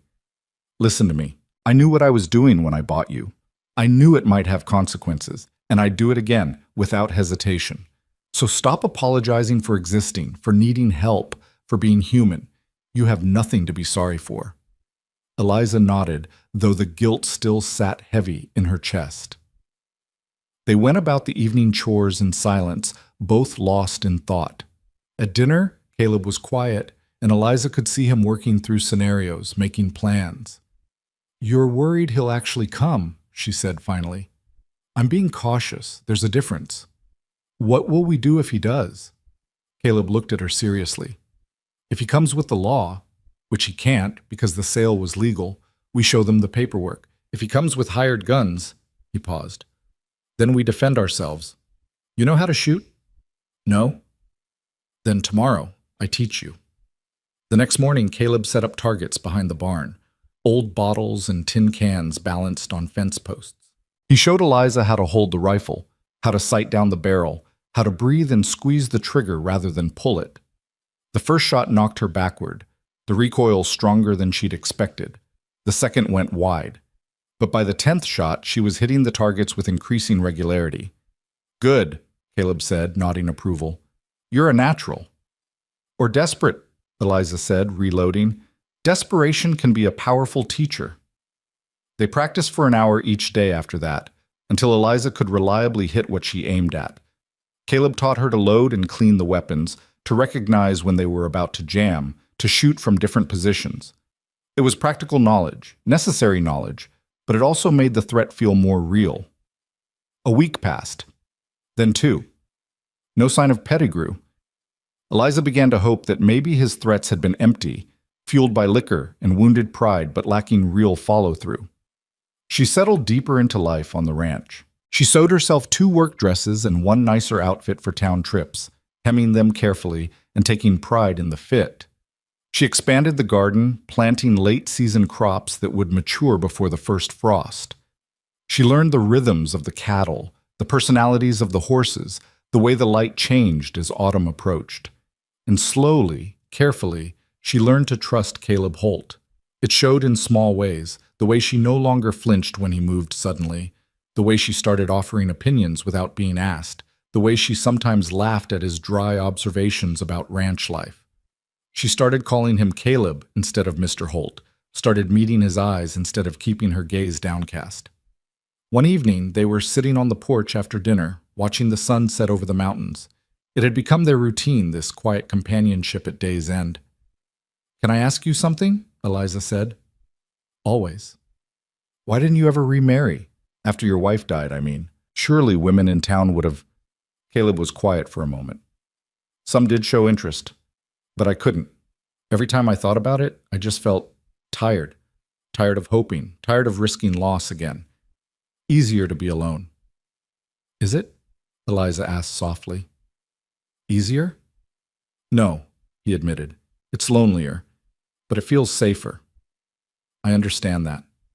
They sat in silence as the sky turned from gold to purple to deep blue. Stars began to emerge, bright and endless. Eliza, Caleb said eventually, I want you to know that whatever happens, whether Pettigrew comes or not, whether the Freedom Papers process quickly or slowly, you have a place here, for as long as you want it. As what? The question escaped before Eliza could stop it. As your employee, your what? As yourself. As Eliza Monroe, who happens to live here and help with the ranch. He looked at her seriously. I'm not asking for anything more than what we have now. I just want you to know that this is your home, if you choose it to be. Home. That word again. Eliza felt it settling into her bones, taking root despite her fear. Thank you, she whispered. Caleb nodded, returning his gaze to the darkening sky. And Eliza allowed herself to believe just a little more that maybe freedom could be more than a legal status. Maybe it could be this: a porch, a sunset, a man who asked for nothing but gave everything, and the slow, terrifying, wonderful possibility of choosing her own life. The peace lasted exactly 3 more days. Then, on a clear autumn morning, 4 riders appeared on the ridge overlooking the ranch. Eliza saw them first. She was hanging laundry when something made her look up, some instinct honed by years of watching for danger. The rider sat motionless, silhouetted against the bright sky, clearly watching the ranch. Her blood ran cold. Caleb! She dropped the sheet she'd been hanging and ran toward the barn where he was working. Caleb, there are men on the ridge! He emerged immediately, his face hardening when he saw the riders. Get in the house. Now! But now, Eliza. Load the rifles and stay away from the windows. Eliza ran. Her hand shook as she loaded the weapons, the lessons Caleb had taught her coming back through sheer muscle memory. She positioned herself where she could see the yard but remain concealed, watching through a gap in the curtains. The riders descended slowly, deliberately, taking their time. As they drew closer, Eliza's worst fears were confirmed. Augustus Pettigrew rode at their head, flanked by 3 rough-looking men who had the unmistakable air of hired guns. Caleb stood in the yard, unarmed but utterly still, watching them approach. When they were about 20 feet away, he raised his hand. That's close enough, Pettigrew. The riders stopped. Pettigrew smiled, but it didn't reach his eyes. Holt, we need to talk. We have nothing to discuss. I disagree. See, I've been thinking about our last conversation, about my property, and I've decided I want her back. She's not your property. I showed you the papers. Papers can burn, sales can be contested. Pettigrew's voice hardened. One way or another, I'm leaving here with what's mine. Inside the house, Eliza's grip tightened on the rifle. This was it. The moment she'd been dreading, the moment when the illusion of safety shattered and revealed the truth underneath, that she would never truly be free, that men like Pettigrew always won in the end. But then Caleb spoke, his voice carrying clearly across the yard. You can try, but you'll have to go through me first. And I promise you, Pettigrew, that won't end well for anyone. The confrontation had begun, and Eliza knew with absolute certainty that before it ended, blood would be spilled. The only question was whose. Pettigrew's smile widened into something cruel and predatory. Big words from a man who's outnumbered 4-1. You really want to die over a slave, Holt? She's not a slave. Not anymore. Caleb's voice remained steady, but Eliza could see the tension in his shoulders, the way his hand hovered near his hip where his pistol should have been. And if you're planning violence, you should know the marshal's been informed of your threats. Anything happens to me or Eliza, he'll know exactly where to look. Dawson? Pettigrew laughed. That old man talks a good game, but he's got no real authority out here. This is frontier country, Holt. Justice belongs to whoever's got the most guns. One of the hired men shifted in his saddle, and Eliza caught the glint of sunlight on metal. They were all armed, she realized. Rifles, pistols, probably knives, too. Caleb had nothing visible, standing there in the yard like he was waiting for neighbors to arrive for Sunday dinner, instead of facing down men who meant him harm. "Last chance," Pettigrew said, his voice hardening. "Send the girl out, and we'll leave peacefully. Otherwise, things are going to get unpleasant." Inside the house, Eliza's heart hammered against her ribs. Every instinct screamed at her to run, to hide, to make herself small and invisible like she'd learned to do over years of survival. But something else stirred beneath the fear, something hot and fierce and absolutely done with running. She thought of Grace, sold and lost before Eliza could even fight for her. She thought of every indignity, every violation, every moment she'd been forced to accept because resistance meant death. She thought of the past weeks at the ranch, of Caleb's quiet respect, of the possibility of freedom, of the person she was beginning to remember she could be. And she made a choice. Eliza stood, rifle in hand, and moved to the window. She didn't hide anymore. She stood fully visible, the barrel resting against the window frame, aimed directly at Pettigrew's chest. "She's not going anywhere," Eliza called out, her voice steady despite the fear. "And if you try to take me, I'll put a bullet through you myself." Every head turned toward the house. Pettigrew's face darkened with rage. "You dare point a gun at me, girl? I'll have you whipped till—" "You'll do nothing," Eliza interrupted, her finger sliding to the trigger like Caleb had taught her. "Because I'm not your property anymore. I'm not anyone's property, and I'm done being afraid of men like you."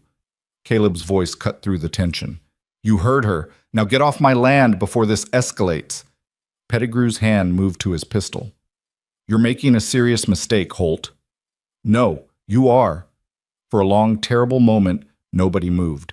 The morning sun beat down on the yard, birds sang obliviously in the nearby trees, and 5 people stood locked in a tableau of violence waiting to erupt. Eliza's finger trembled on the trigger. She'd never shot at a person before, had barely gotten comfortable shooting at targets. Could she actually do it? Could she take a life? Then one of the hired guns made the decision for everyone. He jerked his rifle up, swinging it toward Caleb. Eliza didn't think. She just reacted. The rifle kicked against her shoulder as she squeezed the trigger, the report deafening in the morning air. The hired gun's horse reared, and the man grabbed for his saddle, his shot going wild into the dirt. "Move!" Caleb shouted, diving behind a water trough as the yard exploded into chaos. Guns fired in rapid succession. Wood splintered around Eliza as she ducked below the window, her hands shaking as she worked to reload. She'd hit the man's horse, not him. Whether by accident or some unconscious mercy, she wasn't sure. But she'd fired, and that changed everything. Outside, Caleb had somehow reached the barn. Eliza saw him emerge with a rifle, using the corner for cover as he returned fire. One of Pettigrew's men cried out and slumped in his saddle, clutching his arm. The horses were panicking now, wheeling and stamping, turning the yard into a maelstrom of dust and confusion. "Get her!" Pettigrew roared, pointing at the house. "Burn them out if you have to!" 2 of the men dismounted, using their horses as shields as they advanced on the house. Eliza's breath came in short gasps. They were coming for her. They were actually coming. She forced her hand steady and raised the rifle again, sighting down the barrel at the nearest man. He was young, maybe 25, with a scraggly beard and mean eyes. He didn't look afraid. He looked excited. Eliza fired. The shot caught him in the shoulder, spinning him around. He dropped his rifle, cursing viciously. "That's enough!" The second man raised his hands, backing away from his wounded companion. "I didn't sign up for this. Woman's a dead shot." Caleb's voice rang out from the barn. "Smart man! Now get your friend and ride out while you still can." But Pettigrew wasn't done. Red-faced and trembling with rage, he spurred his horse forward, pistol raised. "I'll kill you myself, you self-righteous bastard!" Time seemed to slow. Eliza saw Pettigrew's finger tightening on the trigger, saw the barrel swinging toward Caleb, saw the moment when everything could end. Without thinking, without hesitation, she aimed and fired. The bullet struck Pettigrew's gun hand. His pistol flew from his grip and he howled in pain, blood streaming from his shattered fingers. His horse bolted, nearly throwing him as it galloped in a panicked circle. Caleb stepped out from cover, his rifle trained on the remaining men. Next person who moves gets more than a flesh wound. Drop your weapons. Now. The uninjured gunman complied immediately, his hands shaking as he tossed his pistol and rifle to the ground. The one Eliza had shot in the shoulder did the same, his face pale from shock and pain. Pettigrew clung to his saddle one-handed, his ruined hand cradled against his chest, his face twisted in agony and fury. "You'll pay for this," he gasped. "Both of you. I'll see you hang." "For defending my own property from armed intruders?" Caleb's voice was ice cold. "I don't think so. Now get off my land, all of you. And if I ever see you near this ranch again, Pettigrew, I won't aim for your hand." The hired men needed no further encouragement. They scrambled onto their horses and rode out, the wounded man swaying dangerously in his saddle. Pettigrew followed more slowly, his face gray with pain and shock, but his eyes burned with a hatred that promised this wasn't over. As the sound of hoofbeats faded, silence settled over the ranch like a physical weight. Smoke drifted from the barrel of Eliza's rifle. Her hands were shaking so badly now that she had to set the weapon down before she dropped it. "Eliza?" Caleb's voice closer now. He was at the door. "Can I come in?" She nodded, then realized he couldn't see her. "Yes." He entered slowly, his rifle still in hand, his eyes scanning the room for threats before settling on her. "Are you hurt?" "No. You?" "I'm fine." He set his rifle down and moved toward her carefully, like she was a spooked horse. "That was... Eliza, what you did out there." "I shot him." The words came out flat, disconnected. "I shot Pettigrew. I shot his man. The reality crashed over her like a wave. She'd fired at human beings. She'd drawn blood. She'd done exactly what Pettigrew had always wanted to turn her into. Violent, dangerous, a threat to be controlled.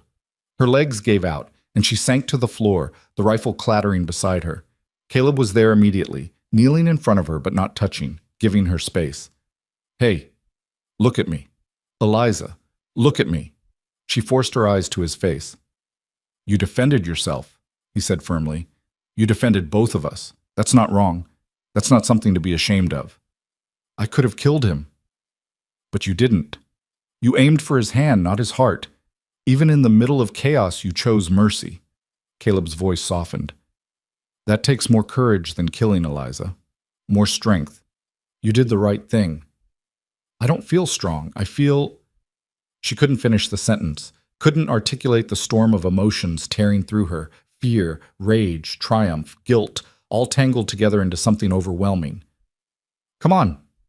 Caleb stood and offered his hand. "Let's get you sitting properly. You're shaking." Eliza let him help her to a chair. Her whole body was trembling now, adrenaline draining away and leaving weakness in its wake. Caleb brought her water and she drank mechanically, tasting nothing. "Will he come back?" she asked finally. Caleb was quiet for a moment.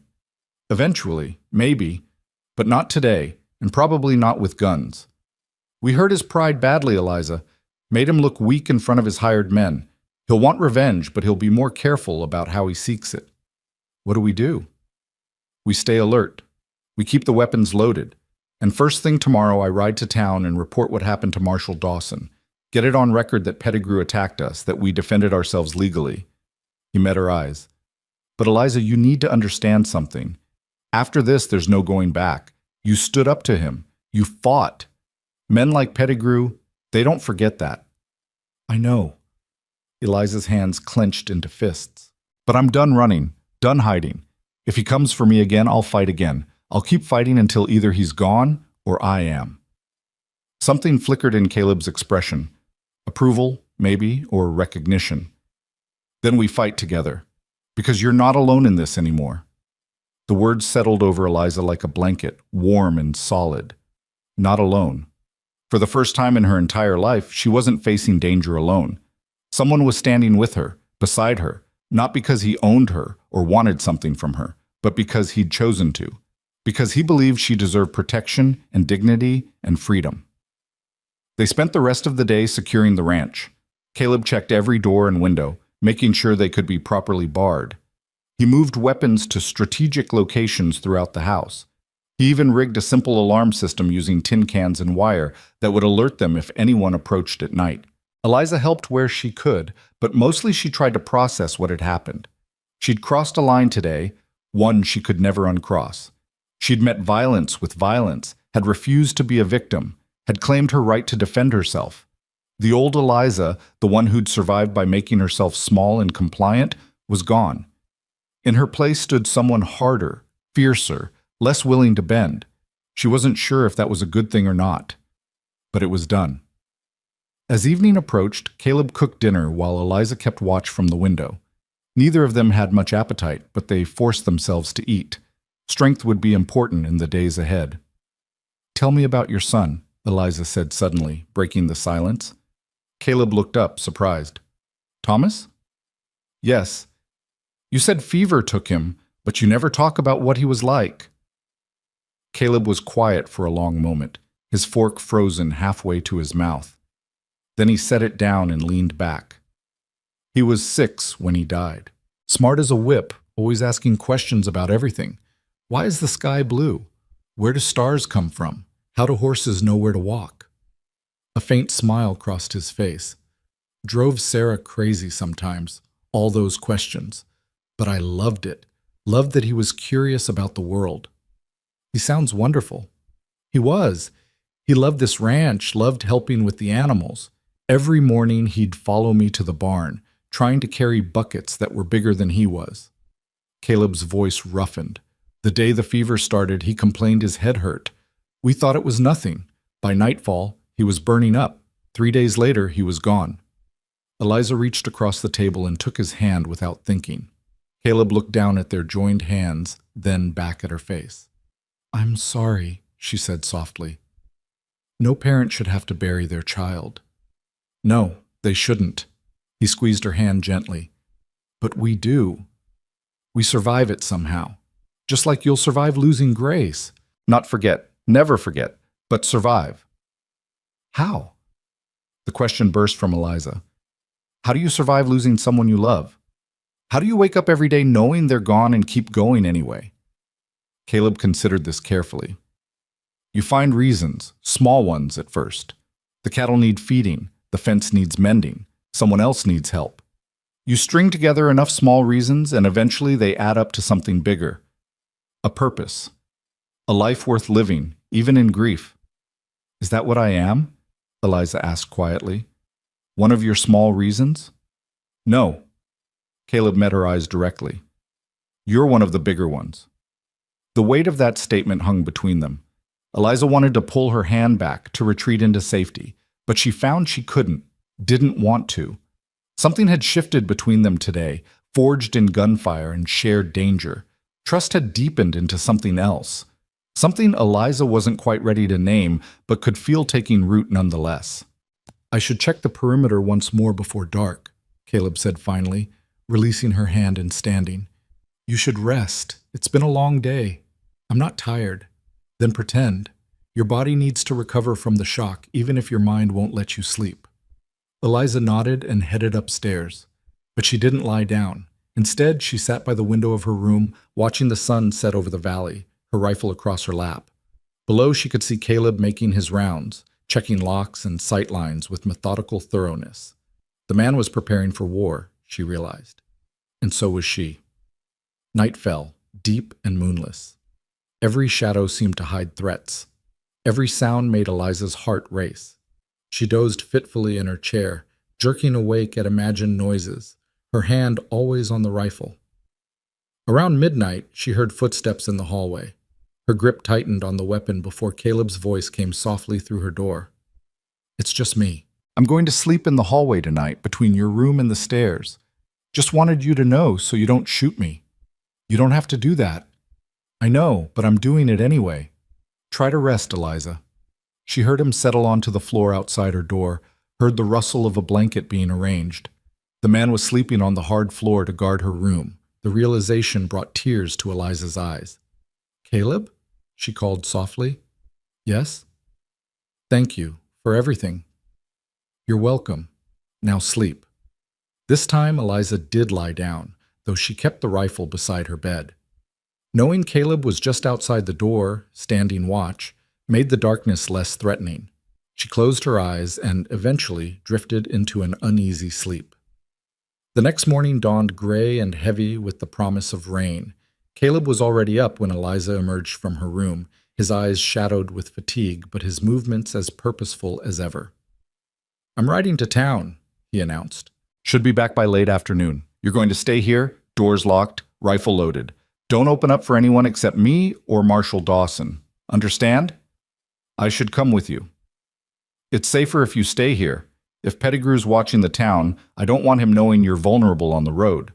He pulled on his coat. "Besides, someone needs to mind the ranch. Can you handle that?" Eliza nodded, though anxiety gnawed at her. The thought of being alone here, waiting, not knowing if Caleb would return safely, it was almost worse than facing danger directly. "If I'm not back by dark," Caleb continued, strapping on his gun belt, "you barricade yourself in the house, and don't come out until Dawson arrives. Promise me." "I promise." He moved toward the door, then paused and turned back. "Eliza, if something happens to me, don't."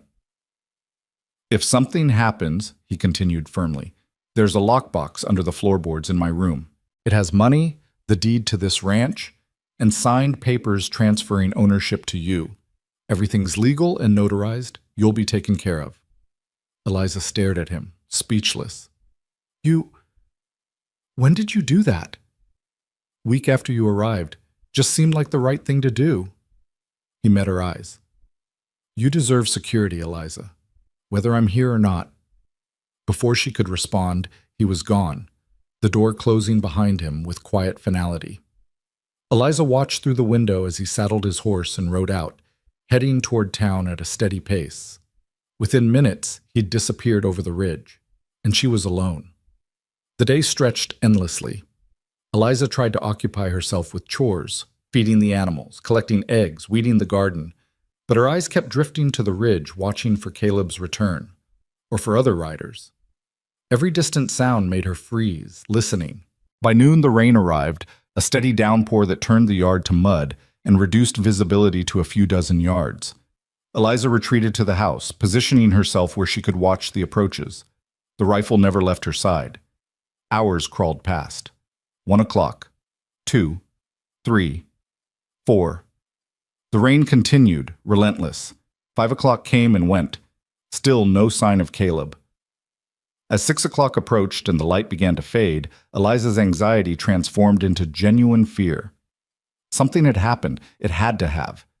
Caleb wouldn't stay in town this late without good reason, unless he couldn't come back. Unless Pettigrew had... No. She refused to complete that thought. At 7 o'clock, with full dark settling over the valley and rain still hammering the roof, Eliza heard hoofbeats. She rushed to the window, rifle raised, heart in her throat. A single rider was approaching through the rain, hunched against the weather. As he drew closer, lightning flickered, illuminating his face. "Caleb." Eliza nearly collapsed with relief. She ran to the door, throwing back the bolt and yanking it open. Caleb stumbled inside, soaked to the bone, his face grim. "What happened?" Eliza demanded, helping him out of his dripping coat. "You're hours late. I thought..." "Pettigrew's in jail," Caleb said flatly. Eliza froze. "What?" "I got to town, filed my report with Dawson. While I was there, the doctor showed up with one of Pettigrew's men, the one you shot in the shoulder. Man was delirious with infection, and the doctor made him talk about what happened. Once Dawson heard that Pettigrew had come to the ranch with armed men, intent on taking you by force, he arrested him." "He's actually in jail? Pettigrew?" "For now. Charged with attempted kidnapping and assault.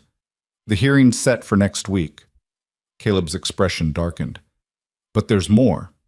While Dawson was arresting Pettigrew, one of his other men, the one you spooked off his horse, started talking, drinking and talking. Told everyone in the saloon that Pettigrew had been planning to kill me and burn the ranch. Make it look like an accident." Eliza's blood ran cold. "He was going to kill you?" "If he'd had the chance, yes. Which means yesterday could have ended very differently." Caleb ran a hand through his wet hair. "Dawson thinks the attempted murder charge will keep Pettigrew locked up for months, maybe longer if we're lucky. But his men are still out there, and they're angry." "How angry?" Angry enough that Dawson insisted I wait until the rain started before leaving town, said it would make me harder to follow. He met her eyes. We're not safe yet, Eliza. This isn't over. They stood in the dim kitchen, rain drumming overhead, the weight of continued danger settling over them like a shroud. Eliza thought about running, about taking Caleb's offer of freedom and disappearing into the night. But where would she go? And what kind of person would she be if she abandoned the one man who'd stood by her? Then we stay vigilant, she said firmly. We keep the weapons close. We don't let our guard down. Caleb nodded slowly. You're sure? Because I meant what I said about the lockbox. You could take that money and start somewhere new, somewhere Pettigrew's men would never find you. And leave you to face them alone? No. Eliza's jaw set. You stood up for me when no one else would. You gave me a chance at freedom. I'm not abandoning you now. Something shifted in Caleb's expression, gratitude, warmth, and something deeper that made Eliza's pulse quicken. You're a remarkable woman, Eliza Monroe. I'm a woman who's tired of running. There's a difference. They prepared a simple dinner and ate mostly in silence, both too tired and worried for conversation. But as Eliza washed dishes and Caleb cleaned his rifle, she found herself watching him. This man who'd turned her world upside down, who'd shown her that not all men were monsters, that dignity and respect were possible even in a world built on cruelty. I'll take first watch tonight, Caleb said, interrupting her thoughts. Wake me at midnight and I'll take over. You're exhausted. We both need rest. This way we split it fairly. He smiled faintly. Don't argue. You won't win. Eliza couldn't help a small smile in return. Fine, but if you fall asleep on watch, I reserve the right to say I told you so. Deal. Eliza went upstairs to her room, but found she couldn't sleep. Her mind raced with everything that had happened, everything that might still happen. Pettigrew was in jail, but his men weren't, and men with something to prove could be even more dangerous than their boss. Around 11:30, she gave up on sleep and went downstairs. Caleb was sitting by the window, rifle across his knees, staring out into the rain-soaked darkness. Couldn't sleep either, he asked without turning. Too much thinking. I know the feeling. He shifted over, making room for her to sit beside him. Might as well keep watch together. They sat in companionable silence, watching the storm rage outside. Lightning flickered occasionally, illuminating the yard in brief, stark snapshots. Each flash had Eliza tensing, expecting to see riders approaching, but the yard remained empty. Can I ask you something? Caleb said after a while. Of course. Yesterday, when you shot Pettigrew, how did you know to aim for his hand? That's an incredibly difficult shot, even for an experienced marksman. Eliza was quiet, remembering the moment. I didn't plan it. I saw him aiming at you, and I knew I had to stop him. But I also knew that if I killed him, it would change me into something I didn't want to be. So I aimed for where I could disable him without crossing that line. You succeeded. Remarkably well, I might add. It was luck. No. Caleb turned to look at her. It was skill and compassion working together. That's rare, Eliza, especially in situations like that. You would have done the same. Would I? I'm not sure. In the heat of the moment, with someone I cared about in danger, I might have chosen differently. The phrase, someone I cared about, hung in the air between them. Eliza felt her cheeks warm and was grateful for the darkness. I should go up and try to rest, she said, standing abruptly. You need relief by midnight. Eliza. Caleb caught her hand gently. Thank you. For staying, for fighting, for being brave when it mattered most. I'm not brave, I'm just... You are. His thumb brushed across her knuckles. You're one of the bravest people I've ever met. Don't diminish that. Eliza nodded, not trusting her voice. She withdrew her hand carefully and climbed the stairs, feeling Caleb's eyes on her back. In her room, she sat on the edge of the bed, her hand tingling where he'd touched it. Something was growing between them, something that went beyond gratitude or shared danger. Something that terrified her almost as much as Pettigrew's threats. Because falling in love with Caleb Holt would mean trusting completely, would mean believing she deserved happiness, would mean accepting that she was more than her history, more than the sum of what had been done to her. And that was the most frightening thing of all. The next 3 days passed in tense alertness. Caleb and Eliza worked the ranch together, never straying far from weapons or from each other. They saw no sign of Pettigrew's men, but that somehow made it worse. The waiting, the not knowing, it wore on both of them. On the fourth day, Marshal Dawson arrived with unexpected news. Pettigrew's men cleared out, he announced, accepting the coffee Eliza offered. The ones who weren't arrested packed up and rode south. Apparently their boss was too broke to pay them, and they weren't inclined to stick around for revenge on credit. They're gone? All of them? Caleb asked. Everyone I could track. Of course, that doesn't mean they won't come back eventually, but for now, you're clear. Eliza felt tension she hadn't known she was carrying drain from her shoulders. And Pettigrew? Trial's in 2 weeks. Between the attempted kidnapping and the testimony about planned murder, he's looking at serious prison time. Maybe 10 years, maybe more. Dawson's expression hardened. Man made a lot of enemies over the years. Folks are lining up to testify against him. Will Eliza have to testify? Caleb asked. Dawson looked at her thoughtfully. Probably. But if she does, it'll be under protection. I'll make sure of that. Eliza nodded slowly. The thought of facing Pettigrew in court, of speaking publicly about what he'd done, filled her with dread. But it also represented something important, justice. The chance to hold him accountable, not just for attacking the ranch, but for years of cruelty. I'll do it, she said firmly. Whatever you need me to say, I'll say it. Dawson smiled approvingly. Brave woman. Holt, you did good bringing her here. After the marshal left, Caleb and Eliza stood in the yard, absorbing the news. The immediate danger had passed. They could breathe again. It's really over, Eliza said wonderingly. This part, yes. But there's still the trial, and the freedom papers are still processing. Caleb looked at her seriously. Are you sure you want to testify? It won't be easy, facing him again. I'm sure. If my testimony helps put him away, helps stop him from hurting anyone else, it's worth it. Eliza met his eyes. I'm done being afraid, Caleb. Done letting men like him control my life through fear. Caleb's expression softened with something that might have been pride. Then we'll face it together. You won't be alone in that courtroom. Thank you. They stood there for a moment, the autumn sun warm on their faces, the ranch peaceful around them. For the first time since the auction, Eliza allowed herself to imagine a future, one where she was truly free, where she could choose her own path, where maybe, just maybe, happiness was possible. And standing beside her, steady and solid and impossibly kind, was the man who'd made that future imaginable. The man who'd bought her freedom, but given her so much more. The man she was falling in love with, whether she was ready for it or not. The weeks leading up to the trial passed in a strange sort of limbo. With the immediate threat gone, life at the ranch settled into a rhythm that felt almost normal. Almost. Because beneath the surface of daily routines, feeding cattle, mending fences, harvesting the last of the garden vegetables before frost, ran an undercurrent of tension that had nothing to do with Pettigrew and everything to do with the growing awareness between Eliza and Caleb. They were careful with each other now, in ways they hadn't been before. Careful not to stand too close. Careful not to let their hands brush when passing tools or plates. Careful not to acknowledge the way their eyes met and held for just a moment too long across the dinner table. It was exhausting.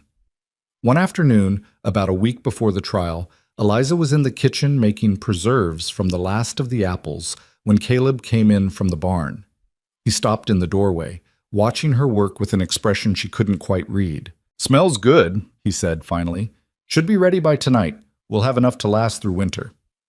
Eliza stirred the pot, focusing on the task to avoid looking at him. I was thinking I could make apple butter too, if there are enough left over. There are. The cellar's practically overflowing. He moved closer, and Eliza's pulse quickened despite herself. You've done amazing work with the garden and the preserving. I usually just eat salt pork and beans all winter. That's because you're terrible at planning ahead. Hey now. But he was smiling. I plan ahead. I just don't plan ahead for things like food variety. Clearly, Eliza finally looked up at him, and the warmth in his eyes made her breath catch.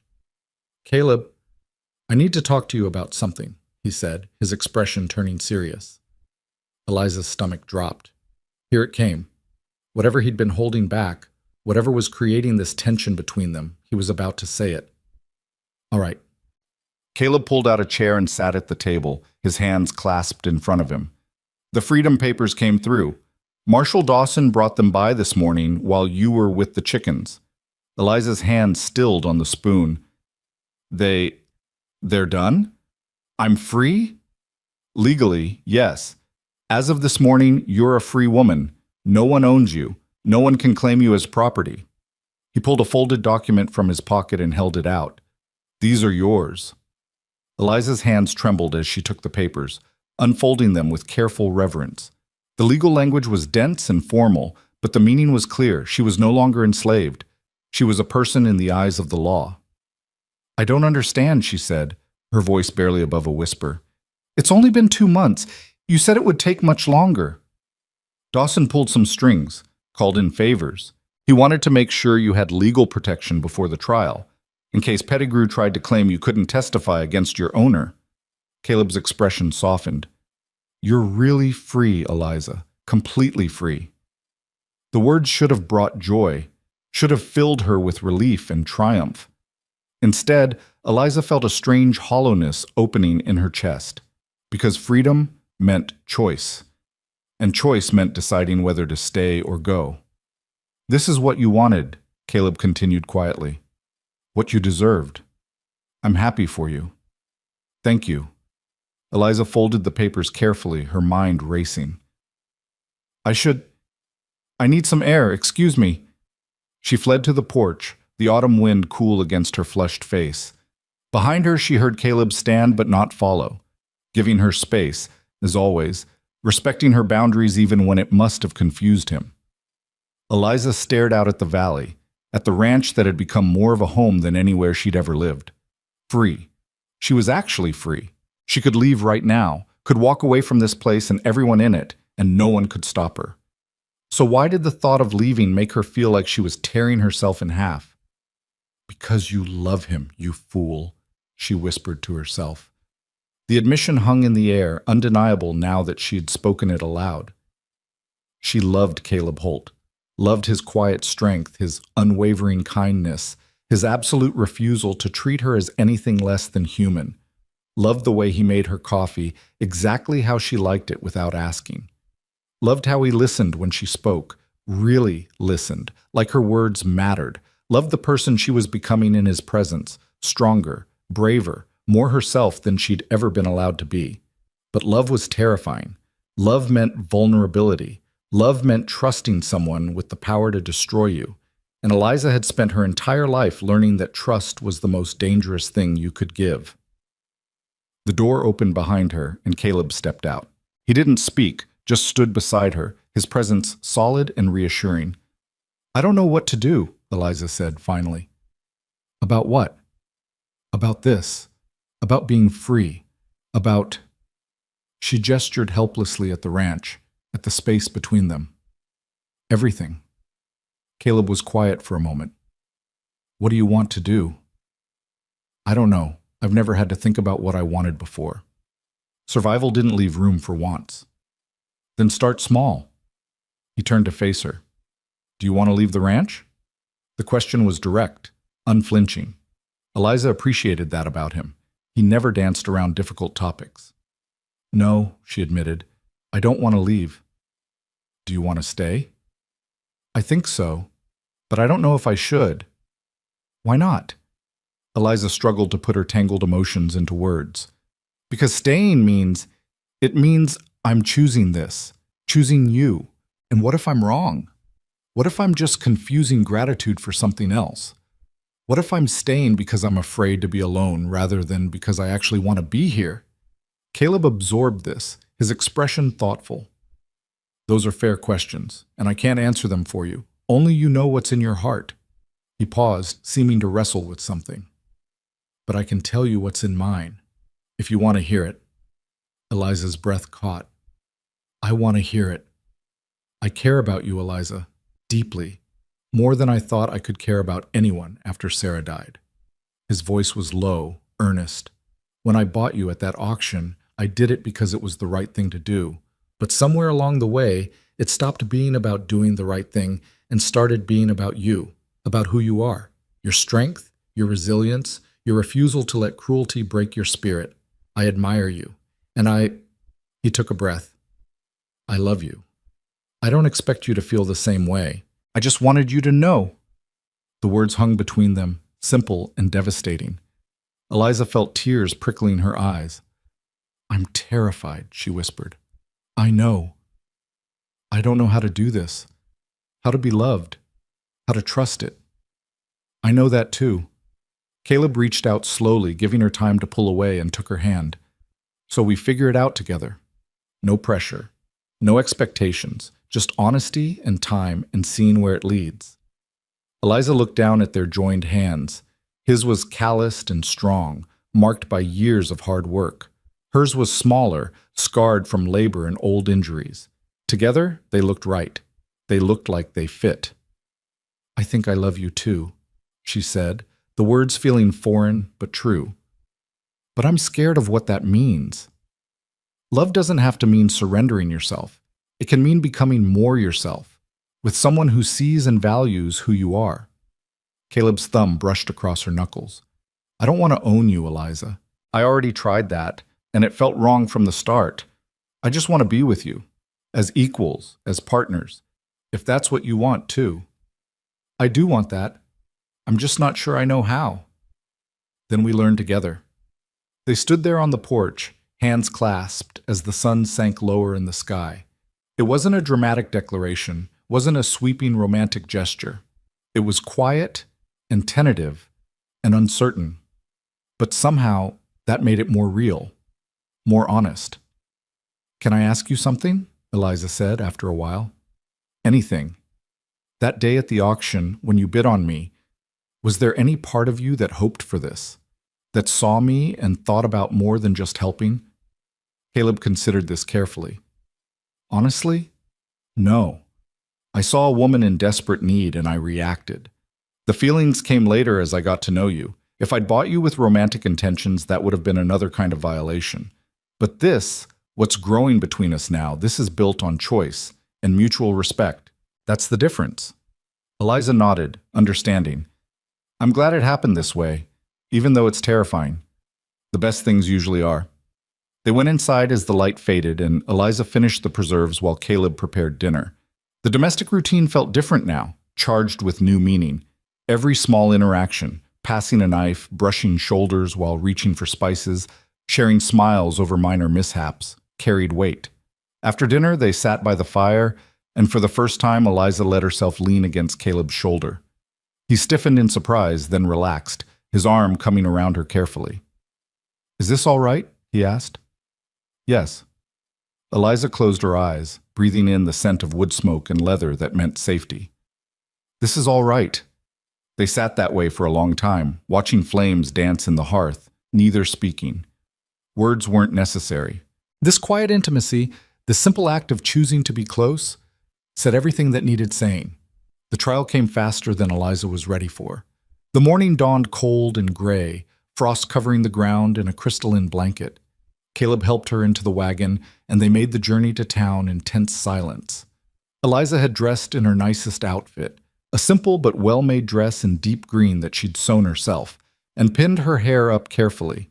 She wanted to look dignified, capable, like someone whose testimony mattered. The courthouse was packed. News of the trial had spread throughout the territory, drawing curious onlookers and those with grievances against Pettigrew. Marshal Dawson met them at the door. You ready for this? He asked Eliza. As ready as I'll ever be. Good. Just tell the truth. That's all you need to do. He glanced at Caleb. You can sit in the gallery, but you can't speak or interfere. I understand. They entered the courtroom, and Eliza's eyes immediately found Pettigrew. He sat at the defendant's table, his injured hand bandaged, his face haggard. When he saw her, his expression twisted with hatred so pure it made her flinch. Caleb's hand found hers, squeezing gently. I'm right here. You're safe. The judge entered, a stern-looking man in his 60s, and called the court to order. The prosecutor laid out the charges: attempted kidnapping, assault with intent to harm, conspiracy to commit murder. Each charge was supported by testimony from Pettigrew's hired men, who turned on their former employer in exchange for reduced sentences. Then it was Eliza's turn. The prosecution calls Eliza Monroe to the stand. Eliza's legs felt like water as she stood. The walk to the witness stand seemed to take forever. Every eye in the courtroom was on her. She could feel their judgment, their curiosity, their speculation about who she was and what she'd endured. She was sworn in and sat, her hands clenched in her lap to hide their trembling. The prosecutor, a sharp-eyed woman named Catherine Wells, approached with a kind expression. "Miss Monroe, can you tell the court how you came to know Augustus Pettigrew?" Eliza took a breath. "He owned me. I was enslaved on his plantation for 3 years. And during those 3 years, how were you treated?" "I was worked from dawn to dusk in the fields, fed minimally, beaten for minor infractions." Eliza's voice remained steady, though each word cost her. "And I was—" she faltered. "Take your time," Wells said gently. "I was violated, repeatedly, by Mr. Pettigrew and others he allowed access to me." A murmur ran through the courtroom. The judge banged his gavel for silence. "And when you became pregnant," Wells continued, "what happened?" "Mr. Pettigrew decided I was more valuable sold than kept. He sent me to auction immediately after I gave birth." "How soon after?" "Hours. I delivered my daughter in a holding pen. They didn't even let me name her before selling her separately." More murmurs. Eliza saw several women in the gallery wiping their eyes. "And at this auction, who purchased you?" "Caleb Holt." Eliza's eyes found him in the crowd. He nodded encouragingly. "For how much?" $300. "That's quite a sum. Why do you think Mr. Holt paid so much?" Pettigrew's lawyer objected. "Speculation." "Sustained," the judge ruled. Wells changed tack. "After Mr. Holt purchased you, what happened?" "He took me to his ranch, gave me medical care, food, a safe place to recover. He treated me with dignity and respect." "Did he force himself on you in any way?" "No, never." "Did he restrict your movement or keep you imprisoned?" "No. He told me from the beginning that I was free to leave whenever I chose." "And yet you stayed. Why?" Eliza chose her words carefully. "Because for the first time in my life, I was treated like a human being.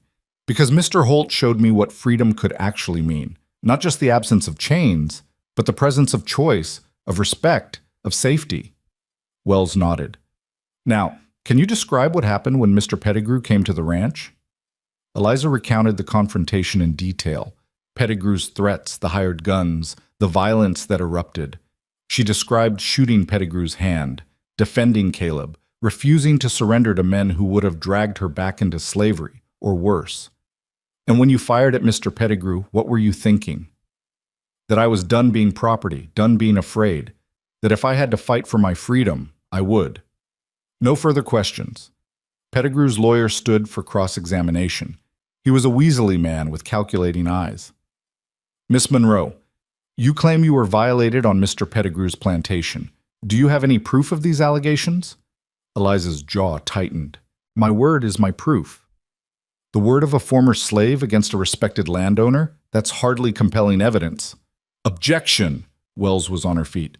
"The witness's legal status is irrelevant to the truth of her testimony." "Sustained. Counselor, watch yourself." The lawyer tried a different approach. "You shot my client, causing permanent injury to his hand. That sounds like assault to me." "I defended myself and Mr. Holt from armed men who came to do us harm." "Or perhaps you were following Mr. Holt's orders. After all, you say he owns you." "He doesn't own me," Eliza interrupted, her voice ringing clear. "I'm a free woman. My papers were processed and approved before this trial began. I'm here by choice, testifying by choice, because what your client did was wrong, and I won't stay silent about it anymore." The lawyer blinked, thrown off his rhythm. That is, no further questions." Eliza stepped down, her legs shaking with relief. She'd done it. She'd faced Pettigrew in open court and told the truth. Whatever happened now, she'd spoken her piece. The trial continued for another hour with additional witnesses and closing arguments. Finally, the judge instructed the jury and sent them to deliberate. The wait was agonizing. Eliza and Caleb sat in a small anteroom, neither speaking, both lost in their own thoughts. Marshal Dawson brought them coffee, and Eliza wrapped her hands around the cup, grateful for its warmth. "You did well up there," Caleb said quietly. "I'm proud of you." I was terrified. Courage isn't the absence of fear, it's acting despite it. He covered her hand with his. "You were incredibly brave." 2 hours later, the jury returned. Eliza's heart pounded as everyone filed back into the courtroom. The foreman stood, a weathered rancher with kind eyes. "On the charge of attempted kidnapping, how do you find?" "Guilty." "On the charge of assault with intent to harm?" "Guilty." "On the charge of conspiracy to commit murder?" "Guilty." Relief flooded through Eliza so powerfully she nearly collapsed. "Guilty. On all charges." Pettigrew would go to prison for years. He couldn't hurt her anymore, couldn't hurt anyone. The judge sentenced him to 15 years at the territorial prison to be served consecutively. Pettigrew's face went white, then red, then purple with rage. As guards led him away, he turned and spat toward Eliza. "This isn't over. You hear me? You'll pay for this, both of you." The guards dragged him out, his threats echoing until the doors closed behind him. "It is over," Marshal Dawson said, approaching Eliza and Caleb. "He's done. And even if he weren't, you have the law on your side now. Both of you." Eliza nodded, overwhelmed by the finality of it. Pettigrew was gone. Truly gone. The nightmare that had haunted her for 3 years was finally, definitively over. The ride back to the ranch was quiet, but it was a different kind of quiet than the morning's tension. This was peaceful, reflective. Eliza watched the landscape pass, seeing it with new eyes. She was free to appreciate its beauty now, without the shadow of Pettigrew hanging over her. "What are you thinking about?" Caleb asked. "That I can actually plan for the future now. Real plans, not just survival." "What kind of plans?" Eliza considered this. "I want to learn to read better. I can manage basic words, but I want to read books, real books." She glanced at him. "Would you teach me?" "I'd be honored. And I want to help more with the ranch. Not just the household tasks, but the actual ranching. Cattle management, breeding decisions, financial planning. I want to be a real partner." Caleb's expression softened. "You already are a partner, Eliza. But I'd love to teach you more about the operations." They reached the ranch as sunset painted the sky in shades of orange and purple. As they unhitched the horses, Eliza felt a sense of homecoming so profound it brought tears to her eyes. This place, this life, this man, she'd chosen them, and they'd chosen her back. That evening, after a simple dinner, they sat on the porch watching stars emerge.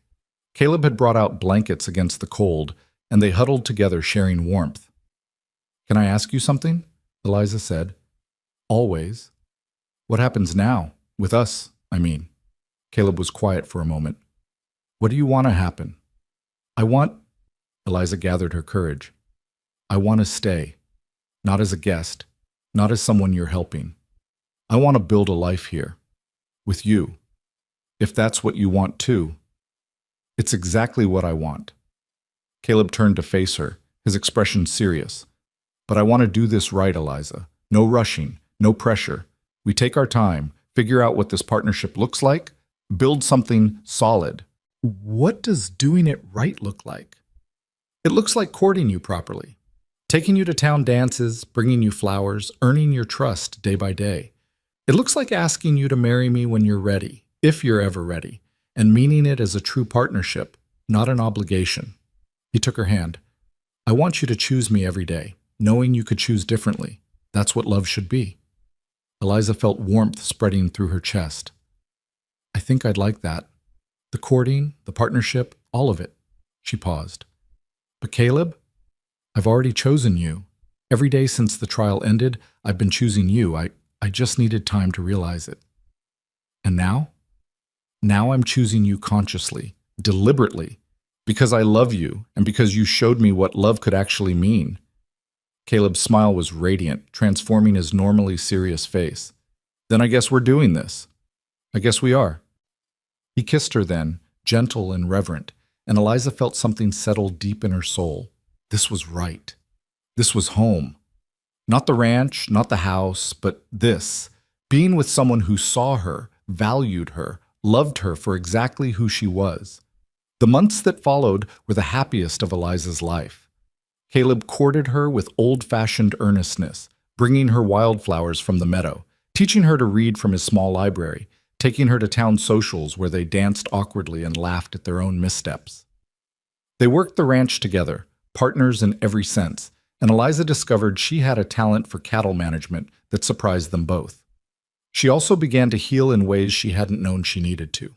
The nightmares about Grace became less frequent, evolving from sources of pure grief into bittersweet memories. She would always carry the loss, always wonder where her daughter was and what kind of life she was living. But the wondering no longer consumed her. She could hold Grace in her heart while still moving forward with her own life. One spring evening, nearly a year after the trial, Caleb asked Eliza to marry him. They were in the garden she'd expanded, surrounded by the first green shoots of new vegetables, and his proposal was simple and heartfelt. I love you, Eliza Monroe. I love your strength, your kindness, your refusal to let the world make you bitter. I love the life we've built together. Will you marry me? Will you let me be your partner, your equal, your husband? Eliza didn't hesitate. Yes, 1,000 times yes. They married in a simple ceremony in town with Marshall Dawson as a witness and half the town in attendance. Eliza wore a dress she'd made herself from blue calico, and Caleb wore his best suit, his eyes never leaving her face. As they exchanged vows, Eliza thought about the journey that had brought her here, from the auction platform to this moment, from property to person to partner, from despair to hope to love. I, Eliza Monroe, take you, Caleb Holt, to be my husband, she said clearly. I choose you, today and every day after. And in choosing him, she chose herself, chose freedom, chose life, chose everything she'd never been allowed to have and everything she'd almost stopped believing was possible.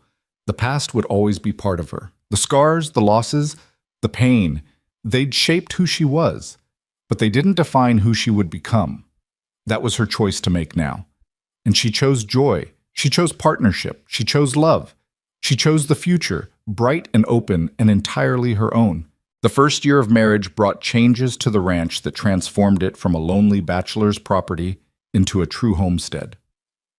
Eliza expanded the garden until it produced more vegetables than two people could eat, selling the surplus in town and building a modest savings account in her own name. Caleb taught her everything he knew about cattle breeding and ranch management, and she proved to have an instinct for it that impressed even the old-timers who initially dismissed her as just another wife playing at ranching. But it was the small moments that defined their life together. Morning coffee shared on the porch while watching sunrise paint the mountains. Evening conversations by the fire where they discussed everything from cattle prices to philosophy. The way Caleb's hand always found hers when they walked. The way Eliza's laughter, once so rare, now filled the house with warmth. 2 years into their marriage, on a cold November morning, Eliza woke feeling nauseated. She made it to the basin just in time, retching until her stomach was empty. Caleb appeared in the doorway, concern etched on his face. Are you all right? Should I fetch the doctor? Eliza wiped her mouth with a shaking hand, her mind racing. She'd felt this way before, knew exactly what it meant. No, I think I'm pregnant. The words hung in the air between them. Caleb's expression cycled through surprise, joy, and then immediate concern as he remembered what pregnancy had cost her before. Are you... He moved closer, kneeling beside her. How do you feel about that? Eliza took a shaky breath, examining her own emotions with the honesty she'd learned from him. Terrified. But also... hopeful? Is that strange? No, it's not strange at all. He took her hand gently. This is different, Eliza. You're free. You're safe. This child will be ours, raised here, loved and protected. Nothing like before. I know, but I can't help remembering Grace, wondering if this is somehow betraying her memory. You could never betray her. Loving another child doesn't diminish what you feel for her. Hearts expand, they don't divide. Caleb's voice was gentle but firm.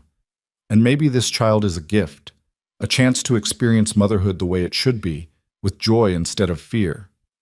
Eliza nodded, tears streaming down her face. I want this baby. I do.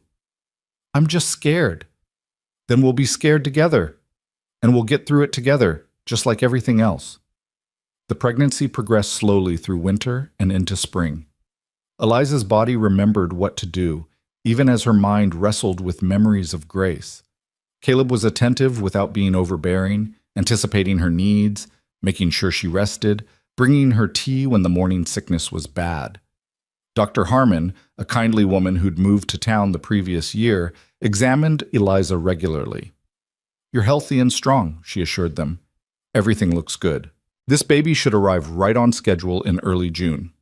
As Eliza's belly swelled with new life, she found herself talking to the baby, telling it about the ranch, about its father, about the life they were building. And sometimes, late at night when Caleb was asleep, she whispered about Grace, about the sister this child would never meet, but who would always be part of their family story. One afternoon in May, Eliza was hanging laundry when a wagon crested the ridge. She shaded her eyes, watching it approach with the wariness that never quite left her. Caleb emerged from the barn, his hand moving instinctively toward where his rifle leaned against the doorframe. But as the wagon drew closer, Eliza recognized the driver. Marshall Dawson. "Wasn't expecting you," Caleb called out as the wagon stopped. "Everything all right?" Dawson climbed down, his expression unreadable. "That depends. Can we talk inside?" They settled around the kitchen table, and Dawson accepted the coffee Eliza offered. He took a long drink, clearly gathering his thoughts. "I have news about Pettigrew," he said finally. Eliza's hand went instinctively to her belly. "What about him?" "He died 3 days ago. Prison fever took him." The words settled over the room like snow. Eliza waited for some reaction, relief, triumph, satisfaction, but all she felt was a strange emptiness. The man who'd caused her so much pain was gone, and his death meant nothing. He couldn't hurt her anymore, but he'd already lost the power to do that years ago when she'd fought back. "How do you feel?" Caleb asked quietly. "I don't know. I thought I'd feel more." Eliza looked at Dawson. "Is that strange?" "No. Revenge and closure aren't the same thing. You already had your closure when you testified. His death is just an ending." Dawson shifted uncomfortably. "But there's more." When they went through his effects, they found records, sales records, including the one for your daughter. Eliza's breath caught. "Grace?" "The couple who bought her were named Morrison, Jonathan and Emma Morrison, heading east to Ohio. They had no children of their own, wanted to raise her as theirs." Dawson pulled out a worn piece of paper. "This was in Pettigrew's files, an address in Cincinnati." Eliza's hands trembled as she took the paper. An address. After 4 years of wondering, of hoping, of grieving, she had an actual lead. Grace could be alive, could be living at this address, could be a little girl now, walking and talking, and "It's 4 years old," Caleb said gently, reading the paper over her shoulder. "They might have moved, but they might not have." Eliza looked at him, hope and fear warring in her eyes. "We could find her. We could actually find her." Caleb glanced at her swollen belly. "You're 7 months pregnant, Eliza. The journey to Ohio would take weeks, maybe longer. It's not safe." "I know, but after the baby comes," she looked at Dawson, "would you help us? Help us find her?" The marshal nodded slowly. "I can send telegrams, make inquiries, see if the Morrisons are still at that address. If they are, if your daughter is with them." He paused. "What then, Eliza? What are you hoping for?" It was a fair question. Eliza had spent years imagining finding Grace, but she'd never thought past the finding. "I just want to know she's all right, that she's loved and cared for. I'm not trying to take her from a good home. I just need to know." "Fair enough. I'll start making inquiries this week." After Dawson left, Eliza and Caleb sat in silence, the weight of possibility heavy between them. "Are you sure about this?" Caleb asked finally. "Finding her might be harder than not knowing." "I have to try. Even if it hurts, even if she doesn't remember me, I have to know she's safe." Eliza placed her hand over his on her belly. "And I want this child to know about their sister, to understand their family history, even the painful parts. Then we'll find her, together." The baby came on a warm June evening, arriving with the sunset. This time, Eliza labored in her own bed with Dr. Harmon attending and Caleb holding her hand. This time, there were no chains, no auction platform waiting. This time, when her daughter, another daughter, a second chance, emerged crying into the world, Eliza got to hold her immediately. "She's perfect," Caleb breathed, tears streaming down his face as he looked at his daughter. "She is." Eliza counted tiny fingers and toes, memorized the little face, breathed in the scent of new life. "Hello, Sarah. We've been waiting for you." They'd chosen the name together, honoring Caleb's first wife while creating something new. Sarah Grace Holt, a bridge between past and future. In the days after Sarah's birth, as Eliza recovered and learned to nurse this baby she was allowed to keep, Marshall Dawson returned with news. "Found them. The Morrisons are still in Cincinnati. They have a daughter named Margaret, age 4, who they adopted as an infant." He paused. "I didn't tell them who was asking. Figured you'd want to make contact yourself." Eliza's heart hammered. Margaret. Grace had a name now, had a life. Did they say, "Is she well? Happy?" From what I could gather, yes. The Morrisons are good people, school teachers, both of them. They've given her a stable home. Relief flooded through Eliza, so powerful it made her dizzy. Grace was alive, was safe, was loved. That was all she'd needed to know. "Thank you," she whispered. "Thank you for finding her." That night, with the newborn Sarah sleeping peacefully in her cradle and Caleb's arm around her shoulders, Eliza wrote a letter. It took hours to compose, finding the right words to explain who she was and what she wanted. "Dear Mr. and Mrs. Morrison," she wrote, "I am the birth mother of the child you know as Margaret. I have no wish to disrupt your family or claim any parental rights. I simply wanted you to know that she came from love, even if circumstances were tragic. I hope she is happy and healthy. I hope she knows she is cherished.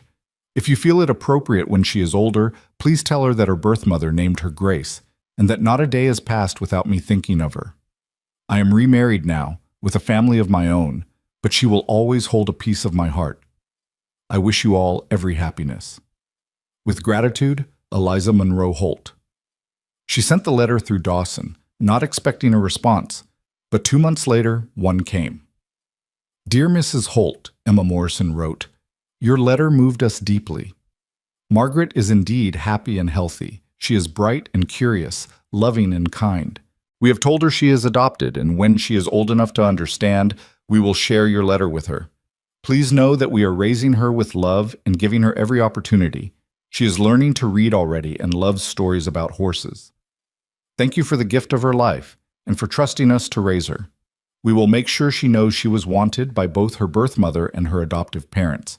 Should you ever wish to meet her when she is older, we would not oppose it. But we leave that decision to her when she is ready to make it. With respect and gratitude, Emma and Jonathan Morrison." Eliza read the letter through tears, then read it to Caleb, then folded it carefully and placed it in the lockbox where she kept her freedom papers and other precious documents. Grace, Margaret, was loved, was being educated, had a good life. That was more than Eliza had dared hope for. "Are you at peace with this?" Caleb asked, watching her cradle Sarah. "As much as I can be. I'll always wonder about her, always wish things had been different, but knowing she's safe and loved, that's enough." Eliza smiled down at her infant daughter. "And I have Sarah now. I get to be a mother the way I always wanted to be." The years unfolded like pages in a book. Sarah grew from infant to toddler to curious child, filling the ranch house with laughter and questions. Eliza and Caleb had 2 more children, a son they named Thomas after Caleb's first son, and another daughter they called Clara. The ranch prospered, expanding to include more cattle and eventually a small herd of horses that became Sarah's passion. Eliza became known in the community not just as Caleb Holt's wife, but as a force in her own right. She helped establish a school in town, taught reading to anyone who wanted to learn, and quietly assisted other freed people in establishing themselves in the territory. Her past, rather than being something to hide, became a source of strength. She spoke openly about her experiences, not to dwell on them, but to help others understand and to fight against the systems that had oppressed her. When Sarah was 12 and starting to ask questions about where she came from, Eliza told her the whole story about Grace, about the auction, about Caleb's intervention, and the fight for freedom. Sarah listened with wide eyes, then hugged her mother fiercely. "You're the bravest person I know," she said. "No, I'm just someone who refused to give up. There's a difference." "I don't think so." One autumn afternoon, when Sarah was 15, a letter arrived from Ohio. Margaret Morrison, now nearly 20, had written to Eliza. "Dear Mrs. Holt," or should I say Mother, I'm not sure what to call you. "My parents showed me your letters when I turned 18, and I've spent the past 2 years trying to decide if I wanted to make contact. I think I do. I'd like to know you, if you're willing. I'd like to understand where I came from. My parents have given me a wonderful life, and I love them dearly. But there's a piece of me that's always wondered about you. Would you be willing to meet? I could travel west, or if you prefer, we could exchange letters first. Whatever you're comfortable with. Your daughter, Margaret Grace Morrison." Eliza's hand shook as she read. Grace, Margaret, wanted to meet her. After all these years, after all the loss and longing, her first daughter was reaching out. "What do you think?" she asked Caleb, showing him the letter. "I think you should invite her here. Let her see the life you've built, meet her siblings, understand your story in context. What if she hates me for giving her up? You didn't give her up. She was taken from you. There's a difference, and I suspect she's smart enough to understand that." So Eliza wrote back, extending an invitation. Margaret arrived 6 months later, in the spring of her 21st year. She was tall and graceful, with Eliza's eyes and cheekbones, but a confidence Eliza had never possessed at that age. The reunion was awkward at first, two strangers trying to navigate a relationship that should have been, but wasn't. But over the course of Margaret's month-long visit, something beautiful emerged. Not quite a mother-daughter relationship in the traditional sense, but a connection nonetheless. Margaret met her half-siblings and was enchanted by them, especially Sarah, who peppered her with questions about city life. She learned to ride horses, helped with the ranch work, and spent long evenings hearing Eliza's stories. On her last night at the ranch, Margaret and Eliza sat on the porch watching stars emerge. "Thank you for letting me come," Margaret said quietly. "Thank you for wanting to. I need you to know something." Margaret turned to face her. "I don't blame you for what happened. I understand now that you had no choice, and I'm grateful that you made sure I went to a good home, even if you couldn't keep me yourself." "I didn't make sure of anything. I had no power then." "But you wrote to my parents. You told them I came from love. That mattered to them, and it matters to me." Margaret took Eliza's hand. "You gave me life twice. Once when you bore me, and once when you let me go to people who could give me opportunities you couldn't. That's not abandonment. That's love." Eliza wept then, years of guilt and grief finally releasing. "I've always loved you, even when I didn't know where you were or who you'd become. You were always in my heart. I know, I can feel it." When Margaret left to return to Ohio, where she was studying to become a teacher like her adoptive parents, Eliza felt a sense of completion she'd never expected. Grace, Margaret, had a good life, had become a remarkable woman, and she bore no resentment toward the mother who'd been forced to let her go. The years continued their march. Sarah married a rancher from the next valley and started her own family. Thomas became a lawyer fighting for the rights of freed people in other marginalized communities. Clara, the youngest, chose to stay at the ranch, working alongside Caleb and Eliza to build it into one of the most successful operations in the territory. Eliza and Caleb grew older together, their love deepening with time rather than fading. They sat together on the porch every evening, even in winter, wrapped in blankets and watching their grandchildren play in the yard. They'd built something lasting, something that would outlive them both. When Caleb was 72, a stroke took him suddenly. He died in his sleep, peacefully, in the bed he'd shared with Eliza for 45 years. The grief was crushing, even though Eliza had known it was coming. He'd been her anchor, her partner, her proof that goodness existed in the world. At his funeral, attended by what seemed like half the territory, Eliza stood and spoke about the man he'd been.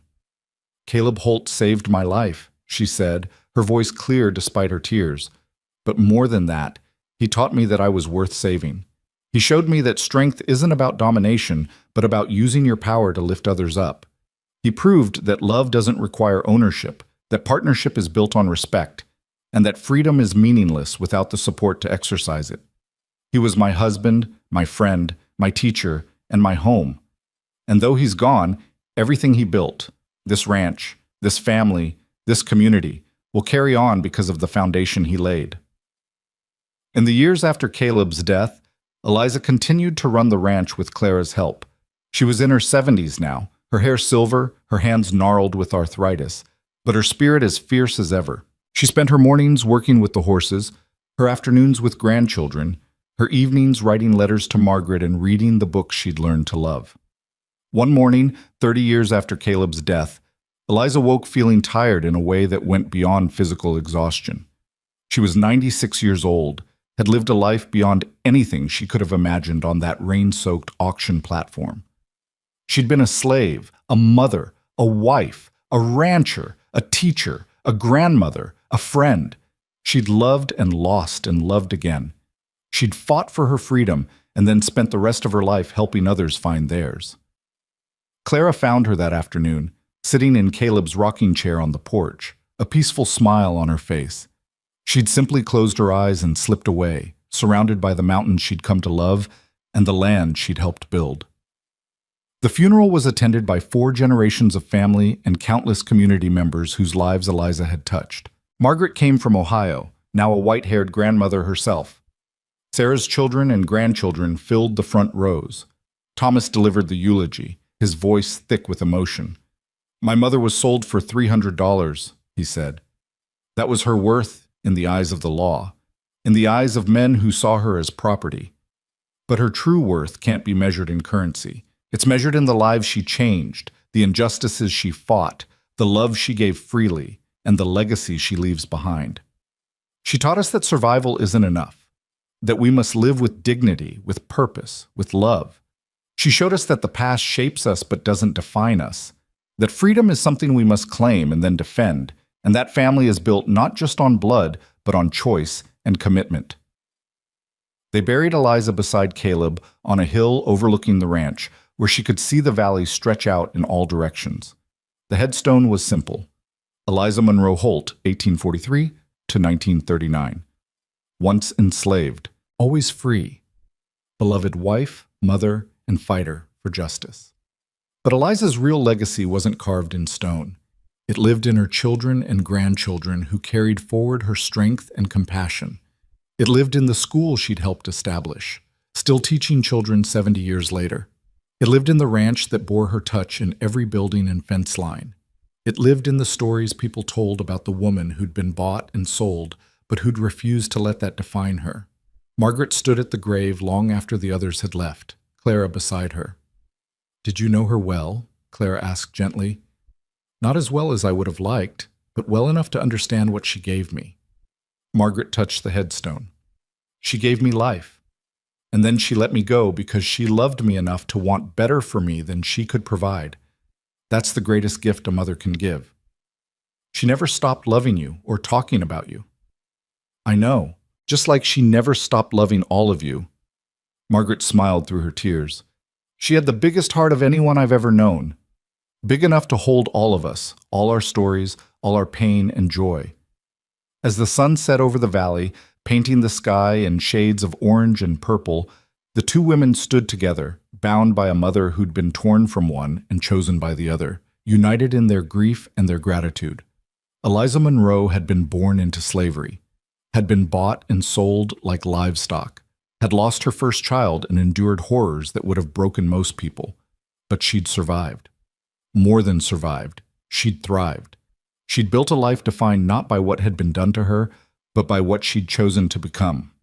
She'd been property. She'd become a person. She'd transformed from survivor to mother to partner to pillar of her community.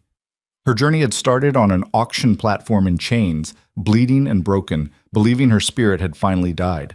It had ended on a porch overlooking land she'd helped build, surrounded by love she'd earned and given freely, having lived a life so full and rich that $300 seemed like the cruel joke it had always been. Because you can't measure a human life in currency. You measure it in love given and received, in battles fought and won, in children raised and communities strengthened, in moments of grace amid suffering, in the choice to keep living when giving up would be easier, in the legacy left behind when the final chapter closes. By those measures, Eliza Monroe Holt was priceless, and her story, a story of resilience, love, and the unbreakable human spirit, would echo through generations, reminding everyone who heard it that freedom is never given. It must be claimed, defended, and shared. That was Eliza's final gift to the world, the understanding that no matter how dark the beginning, we all have the power to write our own ending. And hers was beautiful,